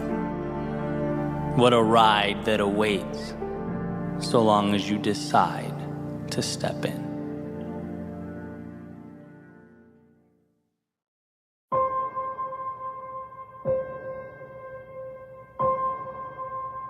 There's a quote attributed to Lincoln. He says, "Be sure to put your feet in the right place, then stand firm."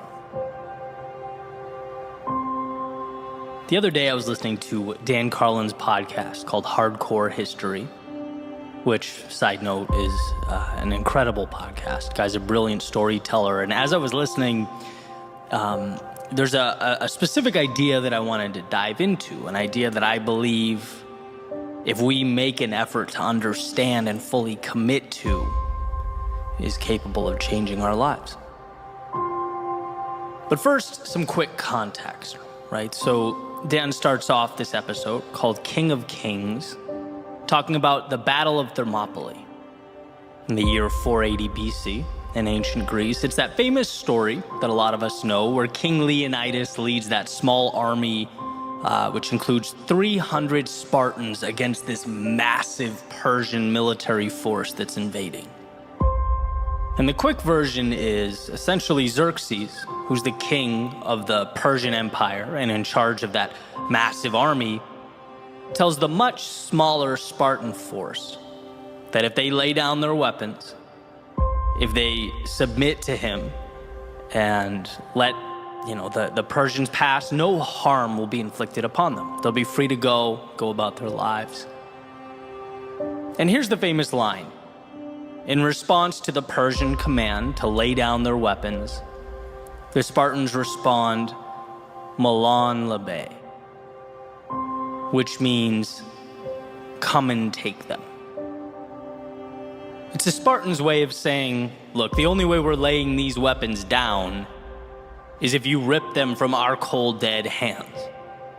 Right? With everything on the line, the odds stacked against them, the ground beneath them basically shaking from the march of a far superior fighting force moving directly towards their location, they would not let go of their principles.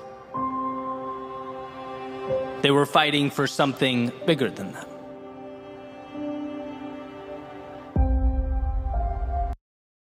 Build a website you love with Wix, where your words create your brand, your opportunity, your breakthrough.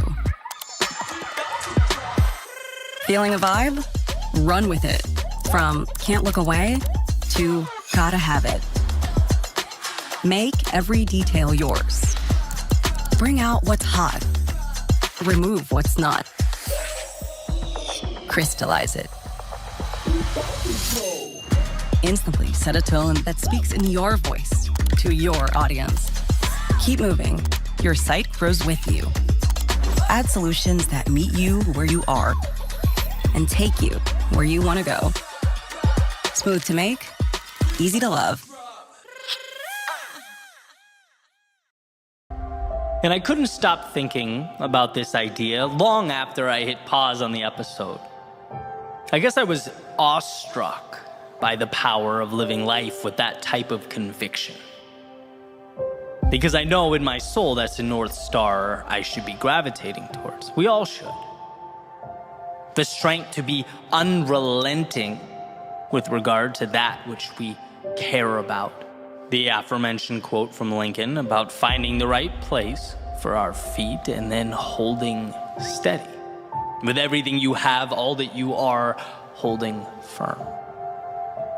I just couldn't get that out of my head. And then it came to me that invading force represents so much in our personal lives. So many things. One example being the difficult or adverse circumstances, our trying times. When you're most likely to concede that perhaps you're no bigger than that world around you. Maybe life is a movie and I'm merely the audience. My job is to clap, laugh, gasp, or cry. I'm a cog in a wheel, a line in a script, powerless.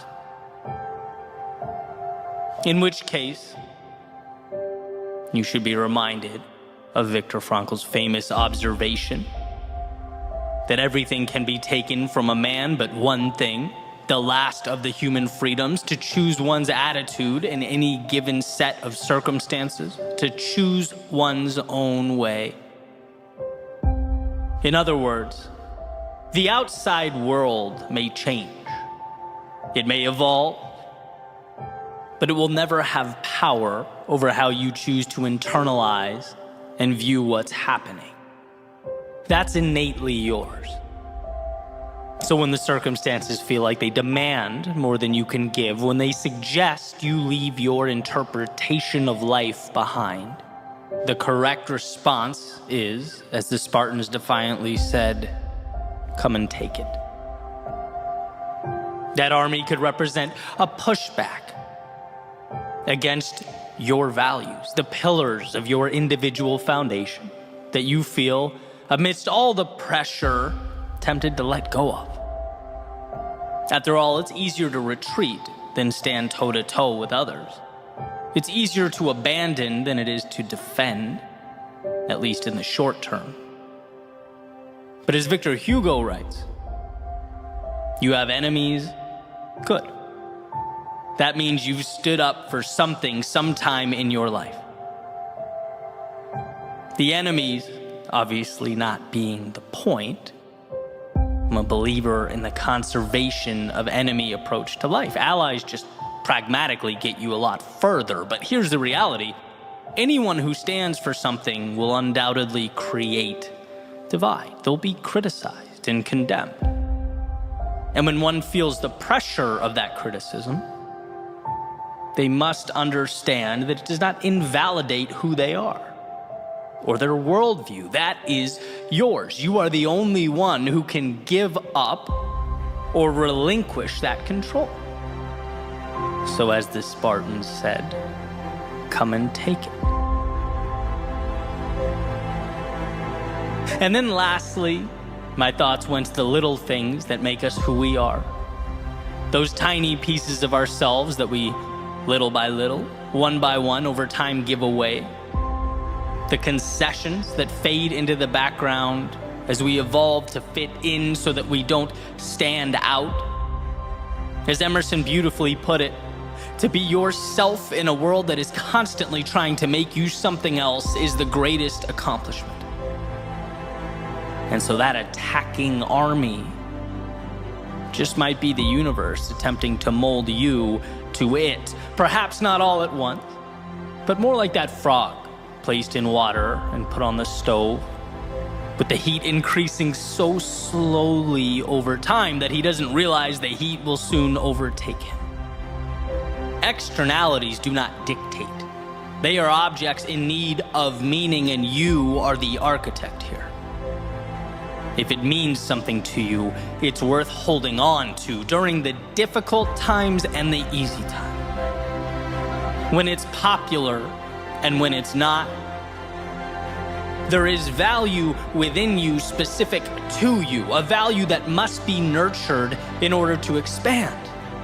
Others can't and won't see that. The world around you may, even with all its complexities, seek to suppress it. But that flame is there. It's there and it's yours. And to anyone or anything looking to extinguish its light, come and take it. After all, what is a life if not one lived on your own terms? The goal is not to simply exist, but to define the plane on which you'll evolve, to devise your own parameters. Be yourself as that world looks to make you something else. So here's to digging deep, to finding within yourself the courage to stand up to the great armies of chaos, conflict, adversity, and their perpetual conquest. To to remember how strong you are, how much control you have as you navigate the unknowns and redefine the right nows. Don't let your strength be the thing you give away. Don't let your heart be what gets left behind. Don't let your thoughts become illusions of what could have been if only you'd held on. And look, I'm not saying it's easy. In fact, I know that the meaningful road will necessarily be the one that requires the most of us, that makes us question who we are and where we're going. It will ask that when our minds race with doubt and our knees shake with fear, we find a way to stand regardless, to walk to our demons, look them square in the eye and proclaim that whatever it takes, we are willing to give. That we will fight until there's nothing left, go until we can go no further, and hold with conviction all that matters most. So the next time life demands that you fall back or bow down, the next time chaos emerges in the distance and asks only that you lay down your arms, here's to being strong enough, certain enough, courageous enough to say one thing and one thing only: come and take them.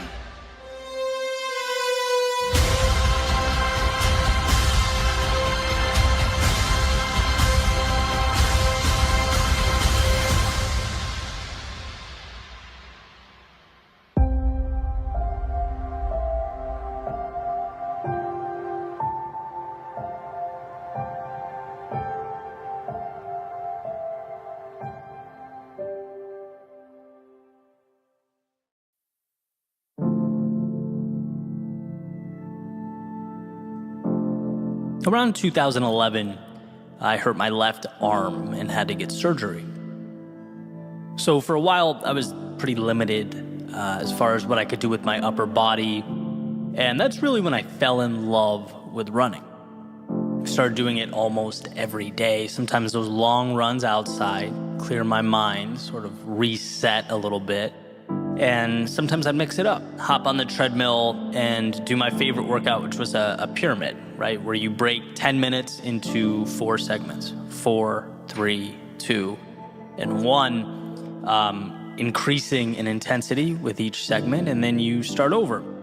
And that's where this whole idea comes from. It's this treadmill workout that I want to talk about, because there's a little ritual I picked up that I still implement to this day, and it was simple. At the very end of my workout or my run, I would always add 22 seconds. My lucky number twice, 2 and 2. So for example, if I told myself, the workout's going to be, 3 pyramids or 30 minutes, I would stop running at 30 minutes and 22 seconds. Right? If I told myself it was going to be an hour, I'd stop at 1 hour and 22 seconds, always tacking on that 22. And I don't really remember the first time I started doing it or even why. But like so many things, that 22-second period organically became a habit. Sort of evolved to take on a life of its own and would come to symbolize for me a little challenge. The idea that the end is never really the end. And no matter how tired I was or how bad I wanted to stop, especially when you can see that finish line in reach, I could always squeeze out a little more. But there's always something extra to give. And you could certainly go down that 22-second rabbit hole, right? Just 22 more seconds. And then you finish that and you realize you can do just 22 more and just 22 more. It's like this never-ending spotlight into how incredible we are as humans. That our stopping points almost always are constructed. Rarely is there not an extra 22 seconds or 22 somethings we can endure. And not only that, I think there's a case to be made that our growth occurs in that final push. There's a ton of value hidden away in there. The stretching of the mind and body, the last rep that breaks down the muscle, the last few seconds of that run that force the lungs to work their hardest, exhausting that last bit of energy and focus, studying for an exam. Maybe that's where you confirm your comprehension and understanding of the subject matter. It's like when we are pushing ourselves just outside the limits we drew up, we are simultaneously expanding those limits. And so over the years, I've adopted that mentality. And I look at myself in the mirror now and I can see it. I'm not the same person I was a decade ago. Those little decisions to add on 22 seconds, they stack up, and they stack up in a unique way. Because it's not necessarily about the time. It's not the same benefit that, say, an hour every morning at the gym would bring. Obviously that would be incredibly valuable, but in a different way. I'm talking about mentally, an armor that we come to wear, an identity that gets materialized. It's how you see yourself and how you see the world. You understand how manufactured our parameters are. And I get it, we have to stop somewhere, sure. But it's an acknowledgement that those somewheres are fiction. They are arbitrary. You weren't made to exist within them, but to stretch them, to recreate them. And that's an endeavor that is always uncomfortable, but as far as I can tell, always worth it. The strength to go a little bit further than initially intended or designed is what will place you in a league of your own. And that's where I wanted to start, by bringing attention to the idea that there's always an extra 22 seconds, and you are always capable of obtaining it. That is yours. Whether you choose to see it or not, it's an option. It's always an option. Which sort of connects us to my next thought. If I know that's who I am, someone that fights for that 22 seconds, if I know that's what I'm capable of, and that's what lights me up, what about those times in my life when I had no desire to reach for the extra 22? Because sitting here, I can think of plenty. I can think of times when there was dissonance between my identity and my actions. Here's a quick story, right? This was a shift in my life and my understanding of reaching for that little bit more, right? When people ask me about my process, right? What I'm building or where I see myself in X number of years, I tell them I'm playing the long game, right? Like I'll sacrifice some short-term wins now to continue forward with a plan that I believe wholeheartedly will transform from linear to exponential, right? It's like Gary Vee's motto, you're young, you have time. And impact is not about succeeding at 34, it's about flourishing at 45 and 55 and 65 and 75. Like that's fun to me. That's the exciting game to play. And it's methodical. The challenge is, as you're locked into this big picture plan, you have to pass a lot of shiny objects along the way. A lot of, hey, look at them over there. Maybe I should be doing that too. That worked for her. Will it work for me? Right? Sometimes you forget to trust yourself and stay the course. And so a few years ago, I felt this pressure to pivot, to adjust focus. Right? I'd been, talking with some mentors of mine who were, very successful in their individual fields and passions. And I thought, hey, you know what? It's time for me to start focusing less on the craft and more on monetizing the craft, right? The dinero side of things, which is great and it's healthy, but here's the catch. as long as you're doing it in a way that aligns with who you are. And so a few months go by, and I found myself living in this overly sized and priced condo on the beach that I was going to use to impress clients. You know, making products that didn't excite me, talking to people I didn't really want to be talking to, living a life that was not my own. I'd lost myself, right? My love is storytelling. It's capturing life's seemingly overlooked secrets. That's what I get excited about in the morning. That's the value I want to share with the world. And look, money is important. It's necessary. It's freedom. But for me, it can't be about the money or I lose the drive, right? And here's the point I'm making where it all comes together. What I found is that when you're a stranger in your own body, there's almost no incentive to push for that little extra. It's like, who cares about fighting for 22 seconds? I'm so misaligned, I don't even want to be here, right? That is the red flag. That's the indicator that it's time to adjust.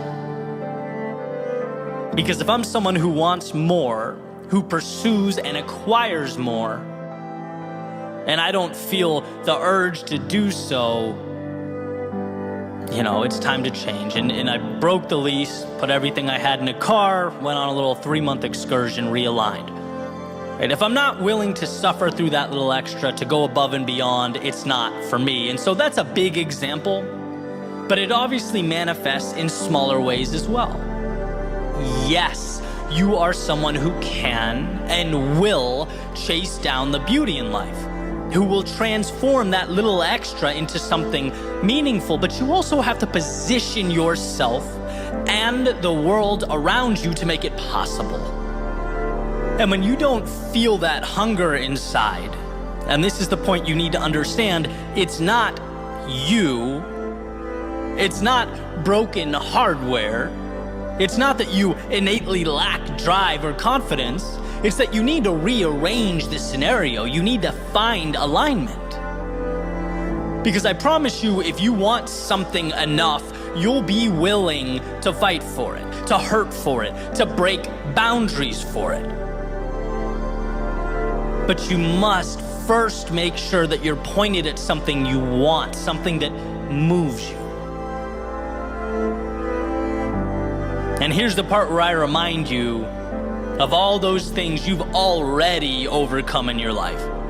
Of all the times you thought your tank was empty, but you found a way. All the times you were hurting, but kept moving. All the times you were broken, but put yourself back together. We are not told in school or at work how resilient we are. We're not told that we often stop thousands of 22-second periods short. We aren't told that we're living at a 30% capacity, operating at a fraction of our potential. We don't even realize the little miracles we've created along the way. A strong purpose and a willingness to stretch yourself as you pursue it will change your life. And that's not hyperbole, that is fact. If you want what you've never had, then push yourself further than you've ever gone. And we're talking little stressors, expanding one step at a time, until you eventually look over your shoulder and see the miles you've traveled. Until you look at your reflection and see the evolution that has occurred. It was never just 22 seconds. It was a consistent and sustained shot at the walls you placed around yourself for the opportunity to see them crumble.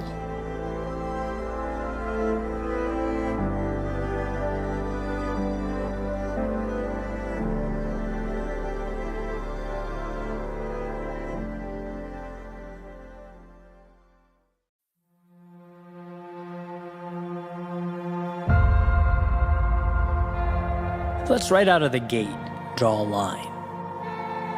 The most important line one can draw, a line of demarcation separating who you were and who you are. A line between the past and the present, and this line marks your return. No, not to the days of old, but to step one.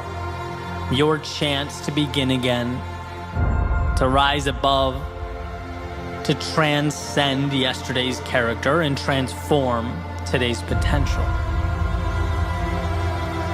See, what we often fail to realize is that there are ideas deeply ingrained in our minds that rule over us, a sort of subconscious authority.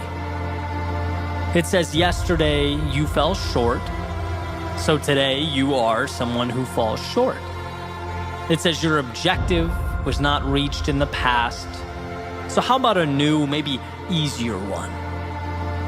It draws a nice little box, pats you on the head, and says, how about we make a nice, cozy home for ourselves in here? And what this subconscious authority fears most is that you wake up, that you become aware, that you return. Not to the past, but to the power tucked away under all the stories you somewhere along the way decided were real. The second you accept that yesterday is only as relevant as you decide it to be, you unchain yourself. You become unshackled. So return to that place of curiosity, where you're not obligated to perform, but gifted with the journey before you. And that can certainly be hard, right? It was hard for me to look back at my life and distinguish between what I've simply accepted and life's objective truths. I'd taken orders and been obedient for so long. I'd been listening to that subconscious authority for so many years that I had to, in a way, relearn what creativity meant for me. I had to learn not to feel guilty going on a jog in the middle of the day when the rest of the world was working. I had to learn that my instinct wasn't to explore, but to stop short. I wasn't pushing limits or peering around corners. I wasn't testing the waters or seeking out the hidden opportunities life hides away. No, I was on autopilot. And life, it had called for my return. It's funny how when you reject your potential long enough, the universe seems to tap you on the shoulder. It makes it more and more apparent every day that something greater is within an arm's reach. Backs you into a corner until you have to address the dissonance between who you are and who you've allowed yourself to be. Those orders you've been taking don't align with your best self. And so one must not only create, but in a sense return to their greatness, to accept what they've been running from. You are what you choose to be, and let's face it, it's very easy to choose to be less than we can be. There's a saying that your reality is not destined to be, it is rather what you've chosen to accept. You only get in your life what you allow. And the entirety of this message is about one thing. That light bulb moment, the epiphany, the instant of empowerment that this world can only give you what you ask for. And to not ask, to sit back and observe, makes you a spectator, sitting up in the nosebleeds, watching the activity evolve on the court below. It relinquishes control to powers beyond you, and that's existing. It's not living. So ask. Ask life for the things that lift you up and elevate your existence. The reason a book metaphor works so perfectly in my mind is because when one opens to a blank sheet, they can write about anything. There's no limitation to what can be placed on that paper. And sure, our proclivity may be to continue on the legacy of last novel's cast and characters, but it's by no means required. In fact, with that pen in your hand, you can craft a new world entirely. New places, new things, new relationships and ideas, new obstacles to face and defeat. A blank page can be and mean anything, and so every sunrise, every door you walk through presents in the same sense a blank page. Realize that there's no obligation to perpetuate the past or continue on in the same way you arrived. No, this day is yours. Take hold of that self you've hid away. Find the courage to unshackle yourself from how you were once seen by your friends or your teammates or your coworkers. Level up and understand that you don't owe the world any type of explanation. Remember, you're not here to conform, to obey, to live a life of obedience. No, you're here to poke, to prod, to explore, to follow the nagging curiosity, to embark upon the adventure that is life. When you understand that you are not your past, when you see that the person you were has no control over the person you are in this moment, you are free. So with eyes wide, a beating heart, a head held high, step into that world.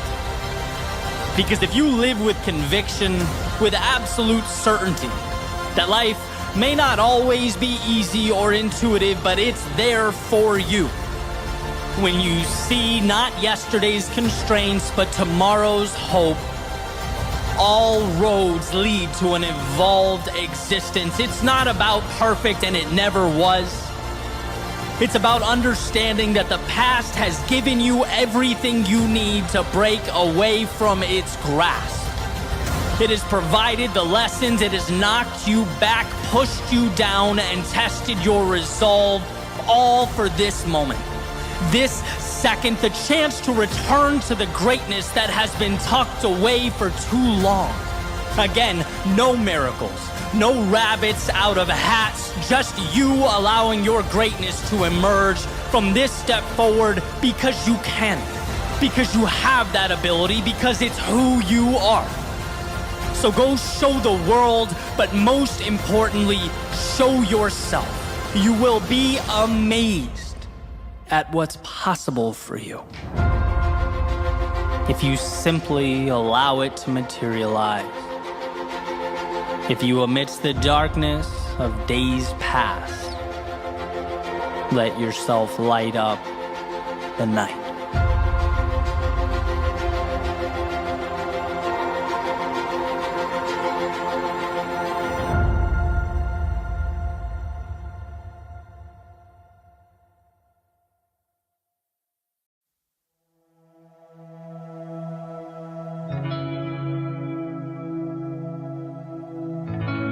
You have to see it before they do. You have to believe it before they will. You have to be the architect of your plans and your goals because no one will build them for you. And that's just it. In a world where victimhood is becoming currency and blame is becoming the norm, we have a choice. Create a temporary, fleeting escape, or create a life that matters. You know how much easier it is to project out at the world? To never have to look in the mirror and address the things you could be doing better? You know how much easier it is to hate him or her or them over there? To make up stories and scenarios about how much different life would be if it wasn't for A, B, and C holding you back? I mean, short term, it's like winning the lottery, right? You don't have to take any accountability. You don't have to have tough conversations with yourself. You don't have to reflect on the painful memories or decisions. No, you can put your feet up, sit back, point at the world, and say, look what they made me do, if only. But here's what's not being said. Every time you point your finger away from your own chest, every time you project blame, you're letting yourself down. Why? Because we only grow when we take accountability. And yeah, accountability can be painful, uncomfortable. But in that discomfort exists the only bridge to a better tomorrow. That's it. Right? You go to the gym, you put your muscles through stress, you break them down so that they can be built back up stronger. Personal responsibility cannot be the muscle we refuse to build. There's too much at stake. It can't be the thing you avoid. Why? Because it's what injects meaning into our lives.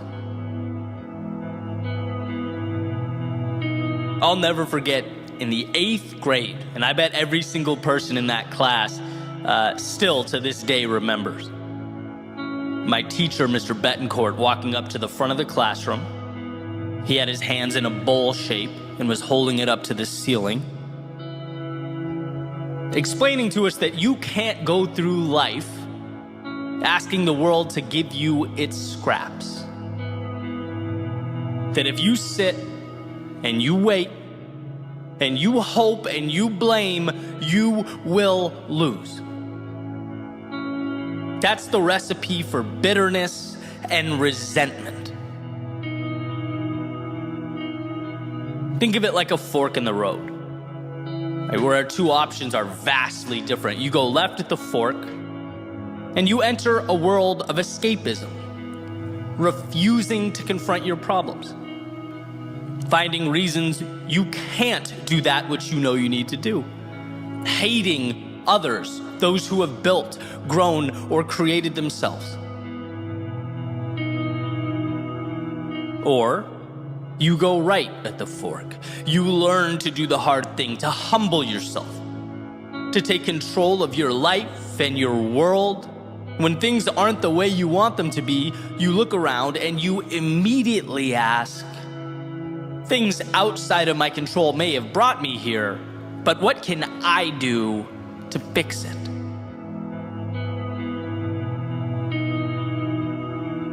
Those of you who have been listening to me for a while, you probably know my favorite articulation of this idea was explained by Will Smith.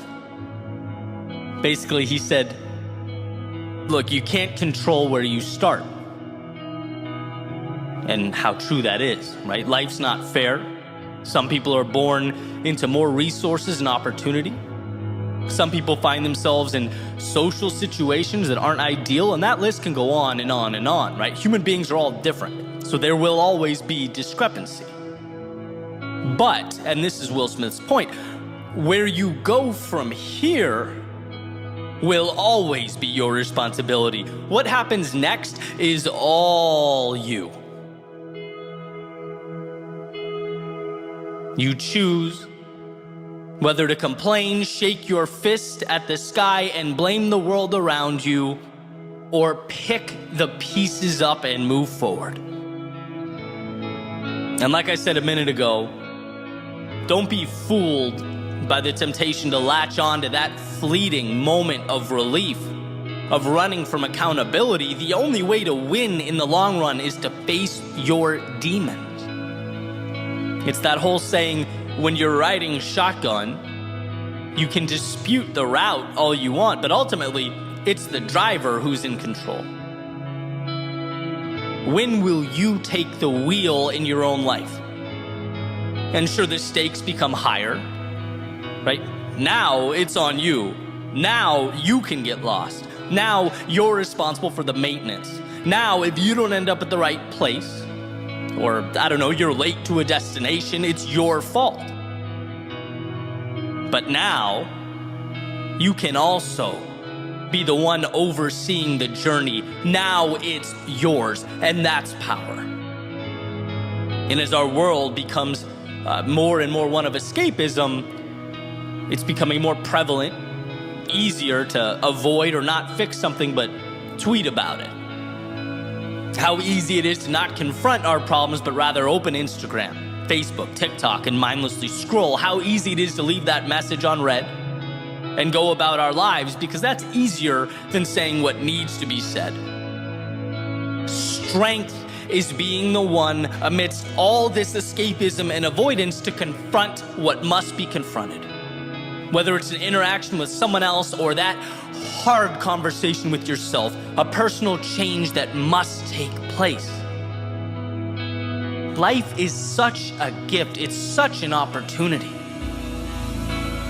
But we have to move through it with our eyes open. We have to see things that matter and gravitate towards truths that will shape us. Like Mr. B said over 20 years ago now, we can't ever fall into the mentality of holding our hands up to the sky and asking life to give us anything.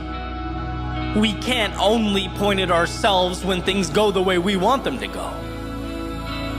No, let's be about accountability, empowerment, understanding that if I don't like what's around me, the transformation starts now, and it starts with me. I wasn't perfect, I never will be, but I can learn, I can evolve, and most importantly, I have everything I need to make that happen. It's all awareness. Right? The victimhood idea is a wolf in sheep's clothing, and I know that may seem harsh, maybe even lacking empathy. But dropping that narrative was truly the best thing I've done in my life, and I know countless others who would say the same. You can't be both a perpetual victim and be in control. No, life is tough. It knocks us down, and at times it brings us to our knees. But this is a reminder that you cannot stay there. It's a reminder that those who contributed to the situation are now minor detail and background noise. It's a reminder that the path forward is about you. It's about you pushing all that aside and asking yourself, what's required to move in the direction that I most want to go? Because you are that powerful. You are strong enough to make that move. And there will be a point where you look around you and the circumstances have changed. The people are different. The environment is different. You're different. And you'll smile at yourself knowing it's not because of what the world provided. It's not because of what anyone gave you. It's not because of what people out there did or didn't do. No, it's because when you were at your lowest, when life was presenting curveball after curveball, when you looked around and maybe even thought to yourself, there's no way forward here, you found a way to get up and create something new.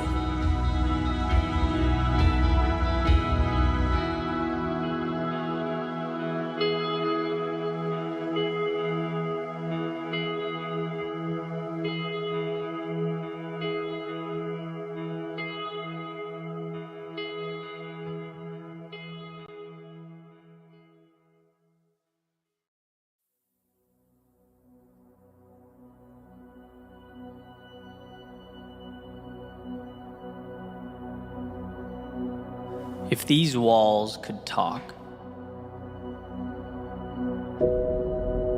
they would remind you of the things that you sometimes forget.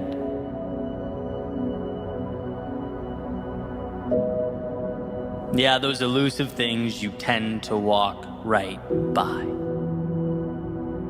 It's not that you've chosen to ignore them, it's that, well, people are complex.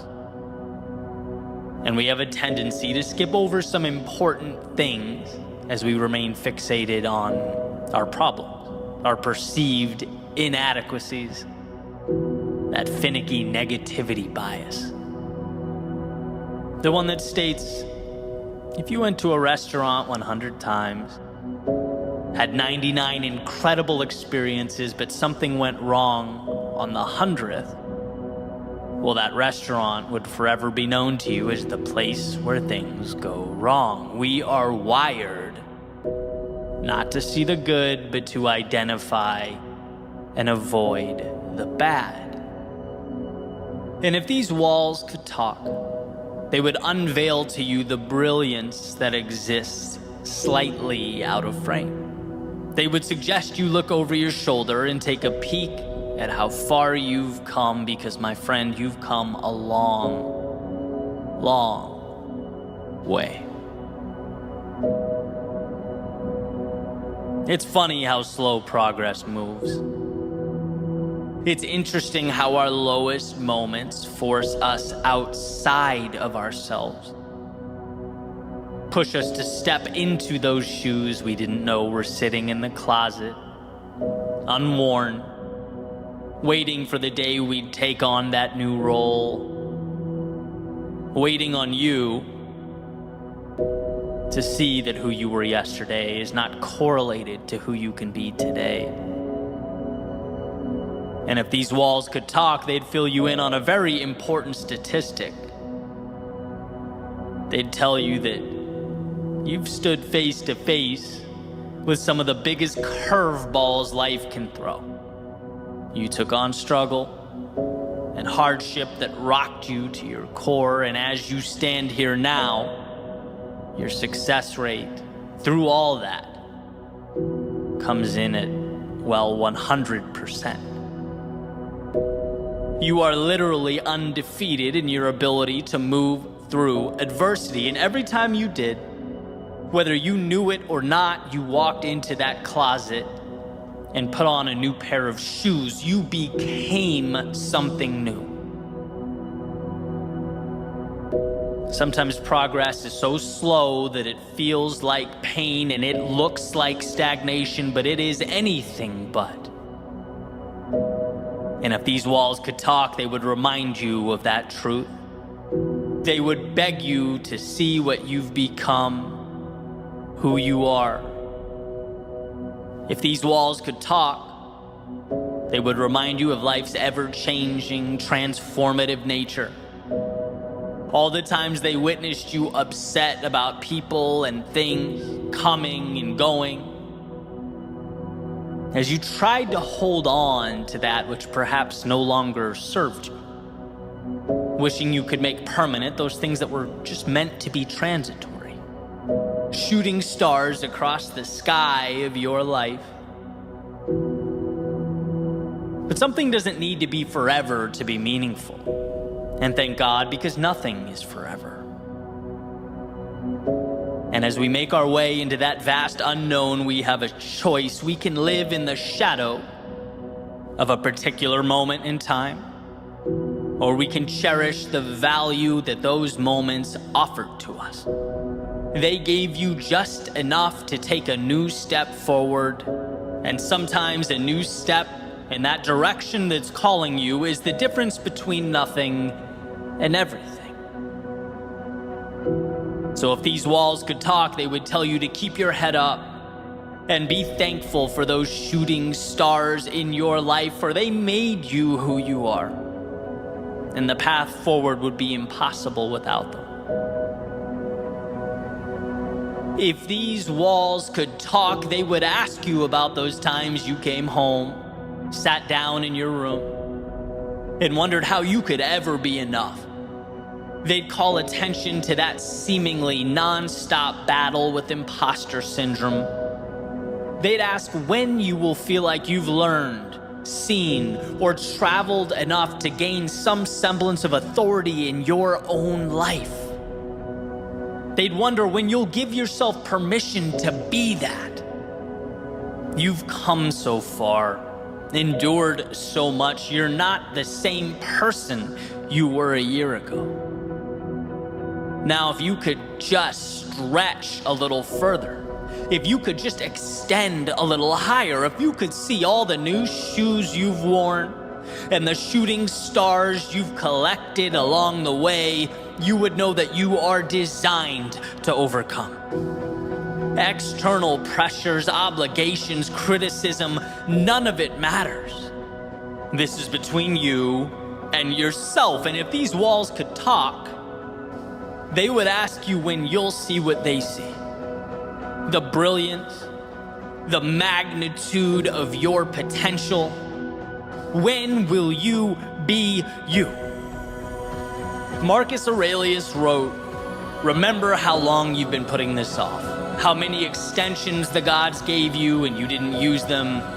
There is a limit to the time assigned to you, and if you don't use it to free yourself, it will be gone and never return." See, today is precious because it is the only one you get. Each second unique in its own way, a measurement of opportunity represented by a single tick from the watch you're wearing. And if these walls could talk, they would tell you that they've seen people come and go, that you aren't the first and you most definitely won't be the last. And every single soul that stepped inside wished they'd found that courage a little sooner. Wished they'd looked back a little earlier. Wished they'd found the inspiration amidst the chaos and turbulence of their day-to-day lives.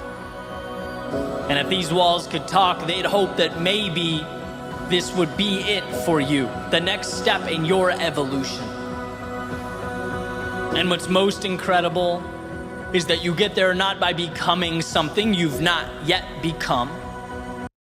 At Grainger, we're for the ones who pay attention to every little detail, the ones who fuss, tinker, and sweat the small stuff. Because you know the tiniest thing can make the biggest difference when it comes to keeping business moving. We get it. We're the same way, offering access to product experts to help you quickly and easily find what you need. So whatever your industry, you know you're always getting professional-grade products. Call, click Grainger.com, or just stop by. Grainger, for the ones who get it done. Now, in this moment, it's about noticing who you already are. Instead of the one mistake or reason to shrink into yourself, how about shining a light on those 99 reasons to expand? When it hurts, know that it's hurt worse and you've persevered. When you experience loss, know that it's not about what's gone, but what you now have and will keep with you forever. And most importantly, know that you can always step into a new pair of shoes. You can always reinvent, recreate. You are never defined by something that happened in the past. The wake of the boat does not drive the boat. And so with this in mind, chart your course to new horizons. Understand that the map you need has nothing to do with externalities, but rather the solutions that already exist within you. So take a second and peer back over your shoulder. Look at that you in the past standing at the bank of a river, hoping, praying for help, a lift, for some technology to get you across. Knowing as you stand here now that you have traversed oceans. Look, the context changes, and yes, it will always change, but your ability to endure, it does only one thing: it multiplies. You have everything you need because you couldn't have gotten to this point without accumulating the knowledge and expertise to take one step forward. And miracles, they are merely the culmination of those courageous steps. And yes, when we are stuck, when we're at that coastline looking out at foreign horizons, I get that the answers seem big, sometimes even bigger than we are. I get that the mind wanders right to the potential disasters, to the what ifs and the worst case. But if these walls could talk, they would let you know that you've come this far, endured and accomplished all this, not because you've leapt mountains or jumped oceans, but because when you were at your worst, you found it within yourself to carry on the exponential compounding of what has made you great and what will continue to make you great. Look, if these walls could talk, they'd show you how the difficulties of years past have become stepping stones. So commonplace, so easily solvable that they no longer even warrant your attention. That by moving forward, you have faced your obstacles, taken the value from them, and made them obsolete. If these walls could talk, They'd remind you that you are not only ready, but made for everything that awaits.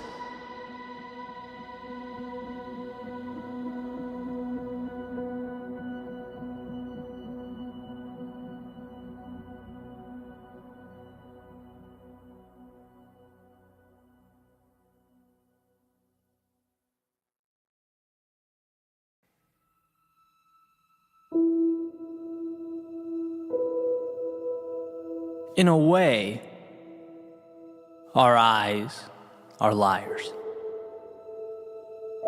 Not in what they portray, but in the implication of their portrayals. Our eyes highlight to us one thing: what surrounds us now. We receive a snapshot of the current moment. And what took me years to understand is that possibility and hope live far beyond what surrounds us right now. And it's that pursuit of possibility that saved my life.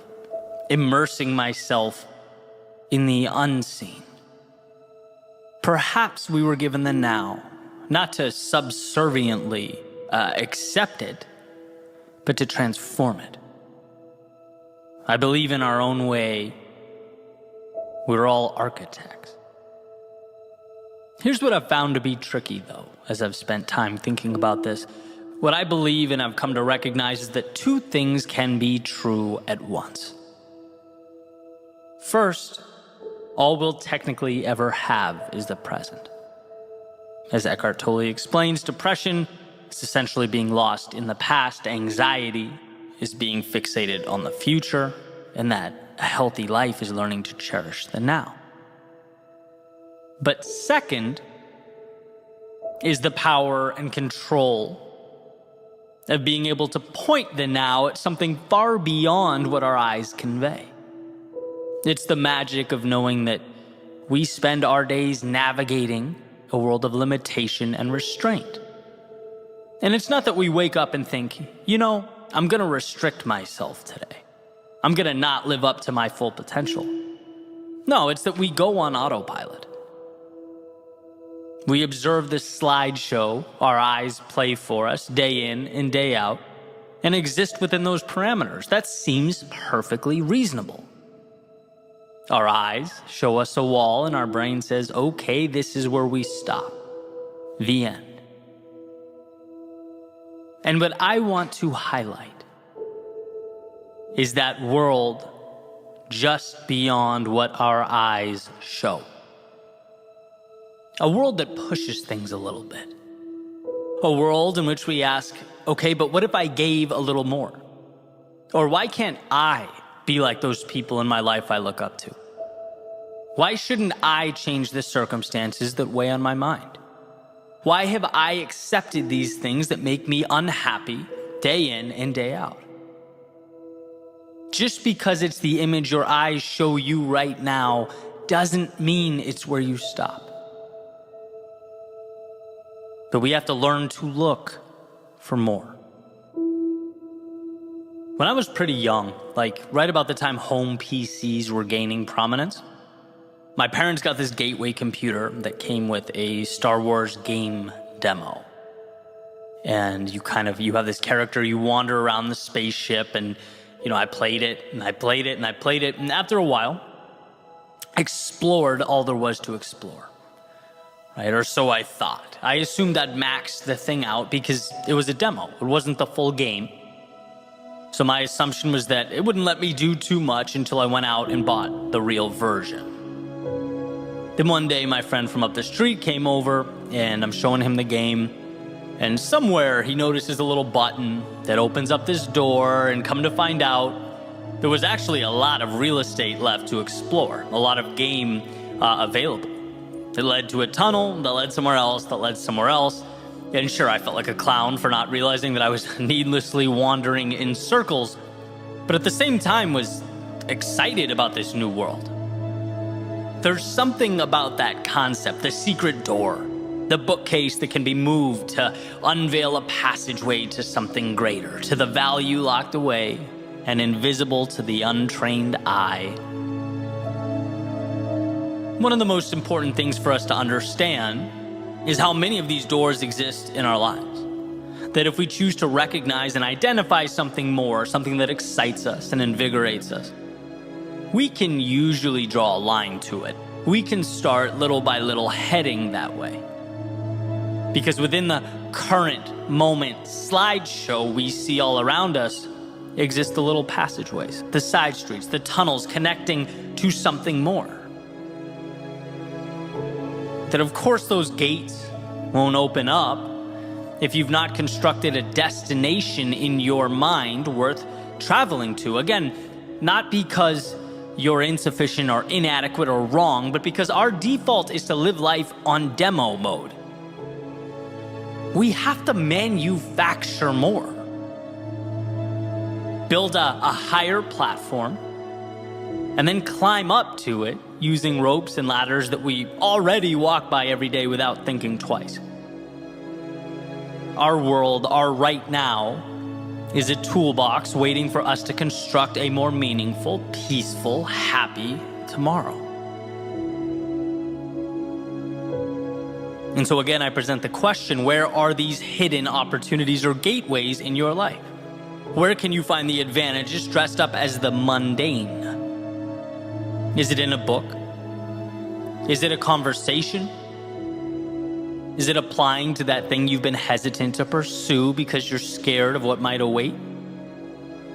Is it understanding the power of 10 minutes a day? And how starting small opens doors that we can't even comprehend? Is it a little boldness? Is it looking in the mirror and realizing you're still shackling yourself to who you were yesterday? Is it understanding that someone or something in your life isn't conducive to your well-being? Is it an hour in the morning to think, an hour at night to breathe?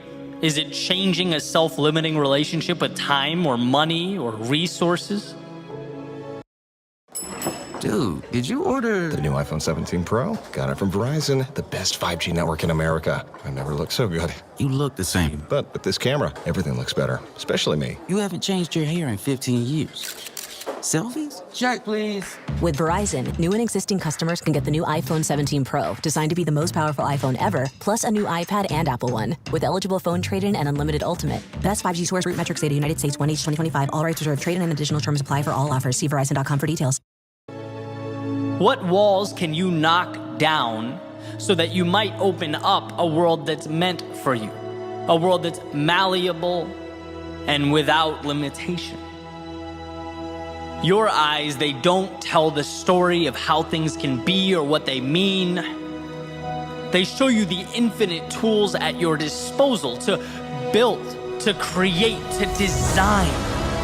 To never accept a now that wasn't chosen with intentionality. That where there exists pain, there also exists a door to lessen and transform that pain. Your journey, it never ends where you are, it ends where you choose to stop. It ends where you plant a stake in the ground and accept the world around you. So if no one has told you recently, let me remind you how powerful you are. Let me reiterate what you are capable of. And that perhaps your reality requires of you some customization.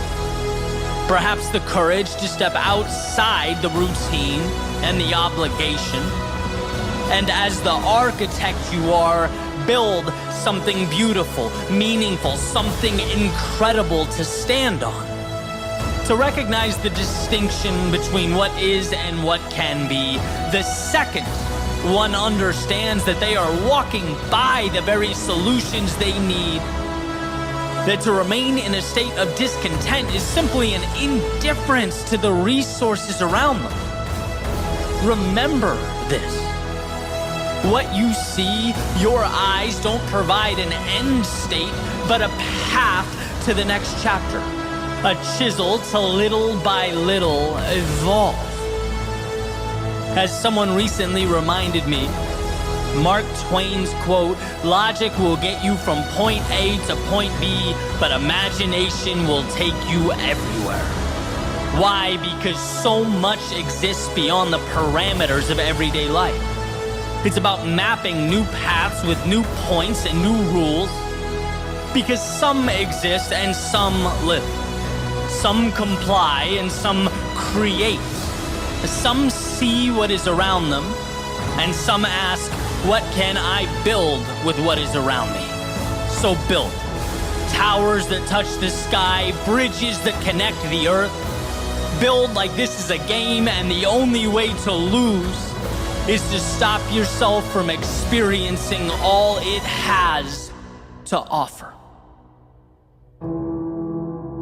Build like there's a world far beyond your front door. Because if you do, that's exactly where you'll find yourself.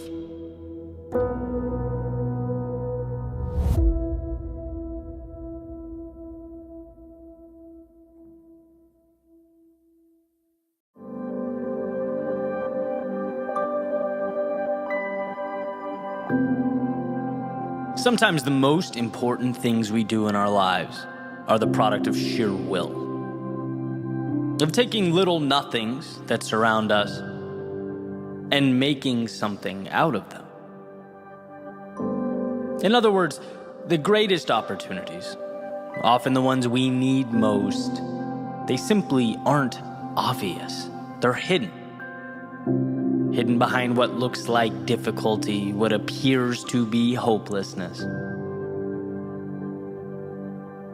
The reason I place so much value on a single step forward when we're overwhelmed or at a low point is because a single step means you're in the game.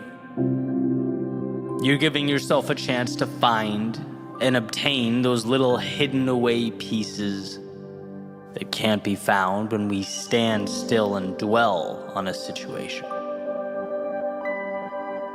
Mobility is empowerment. And when we move forward only with what we have, we're continuously reminded that what we have is enough. We have the tools, the resources, and the ability. We just have to somehow remind ourselves that with those tools, we are capable of building, of creating the incredible. So, quick story about what I believe is the best song ever written, certainly one of them. And it's a little bit older now, but in 1998, a band called the Goo Goo Dolls released a song called Iris. And that song changed my life. It was the first album I bought. It introduced me to music. I listened to it, probably thousands of times. And even 24 years later, it gives me chills listening to it. And so I wanted to find out a little more about the song. And I came across an interview from Johnny Resnick, who is the frontman and songwriter for the band. And in this interview, the interviewer is asking Johnny about the song. Basic questions, how it came out, how he wrote it, and stuff like that. And there's a few points that I think are amazing. I want to share them with you. First is the state he was in prior to writing the song. He just came out of a divorce, personal life sort of in shambles, coming off of a bad record deal where the label from his previous album had done what record labels are notorious for, and ended up keeping the vast majority of the revenue. He had writer's block, just felt down, and had left his home to stay at a hotel in Los Angeles. Right? Bottom line is, it's not a dream scenario by any stretch of the imagination. And then gets a call from his manager about potentially writing a song for the City of Angels soundtrack. And he says he went and sort of auditioned with what he had, which was 2 lines of a song and a guitar with 2 broken strings. It was evidently good enough. He gets a nod from the label and starts writing. And the verses, according to Johnny in the interview, they align perfectly with the movie, right? It's an angel willing to give up anything, even his immortality, to be human, so he could be with this girl, right? And it's this deep dive into, you know, what it is to love someone so much that you give up everything for them. And then, and this is the icing on the cake for me, that's when it, like, I realized that I wanted to write about this.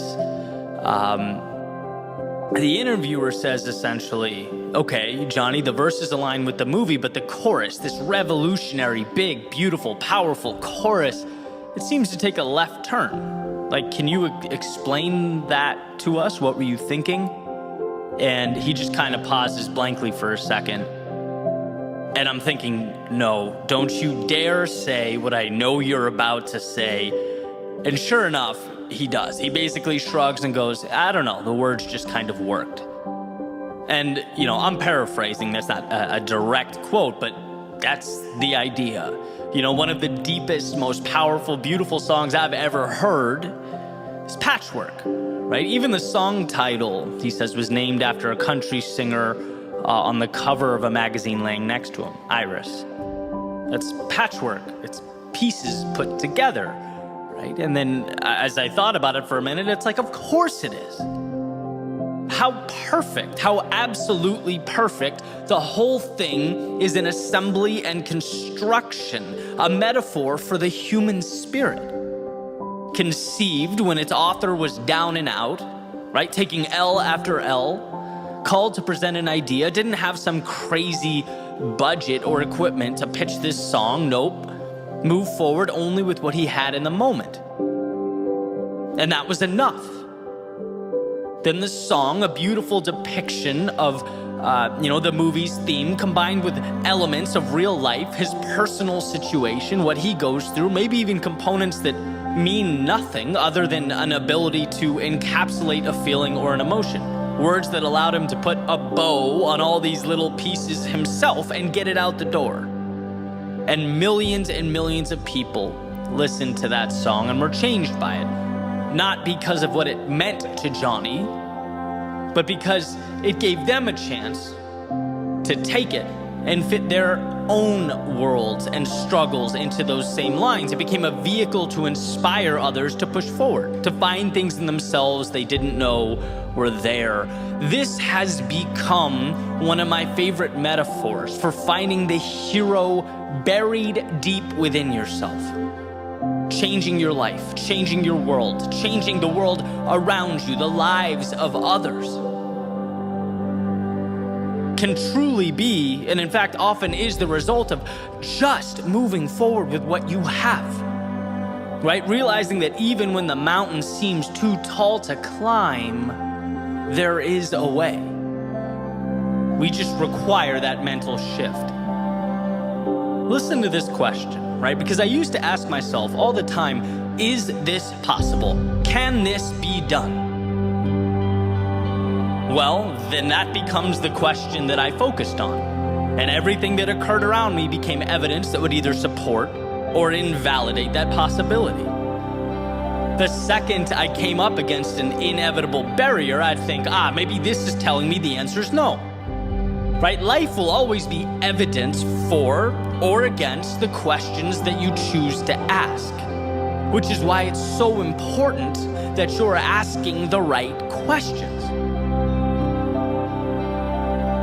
Because the second you change that question to, look, I know this can be done, but how will I do it? You start looking at life as a puzzle that must be solved.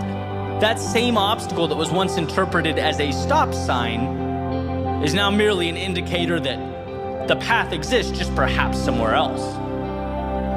You've extended the pursuit. You've given yourself permission to keep looking. And it's because of these self-created expeditions that we find more in ourselves. You know, things won't always go perfectly, but when you look at those imperfections through the right lens, you see that this isn't about you. It's about that particular door being locked. All you have to do is believe in yourself enough to move to the next one, to continue knocking until you find a door that opens, until you find that bridge to whatever comes next. And that's why I love that story about Iris, why I wanted to share it today, was crafted during times far from ideal, with resources far from abundant, with words far from perfect or related.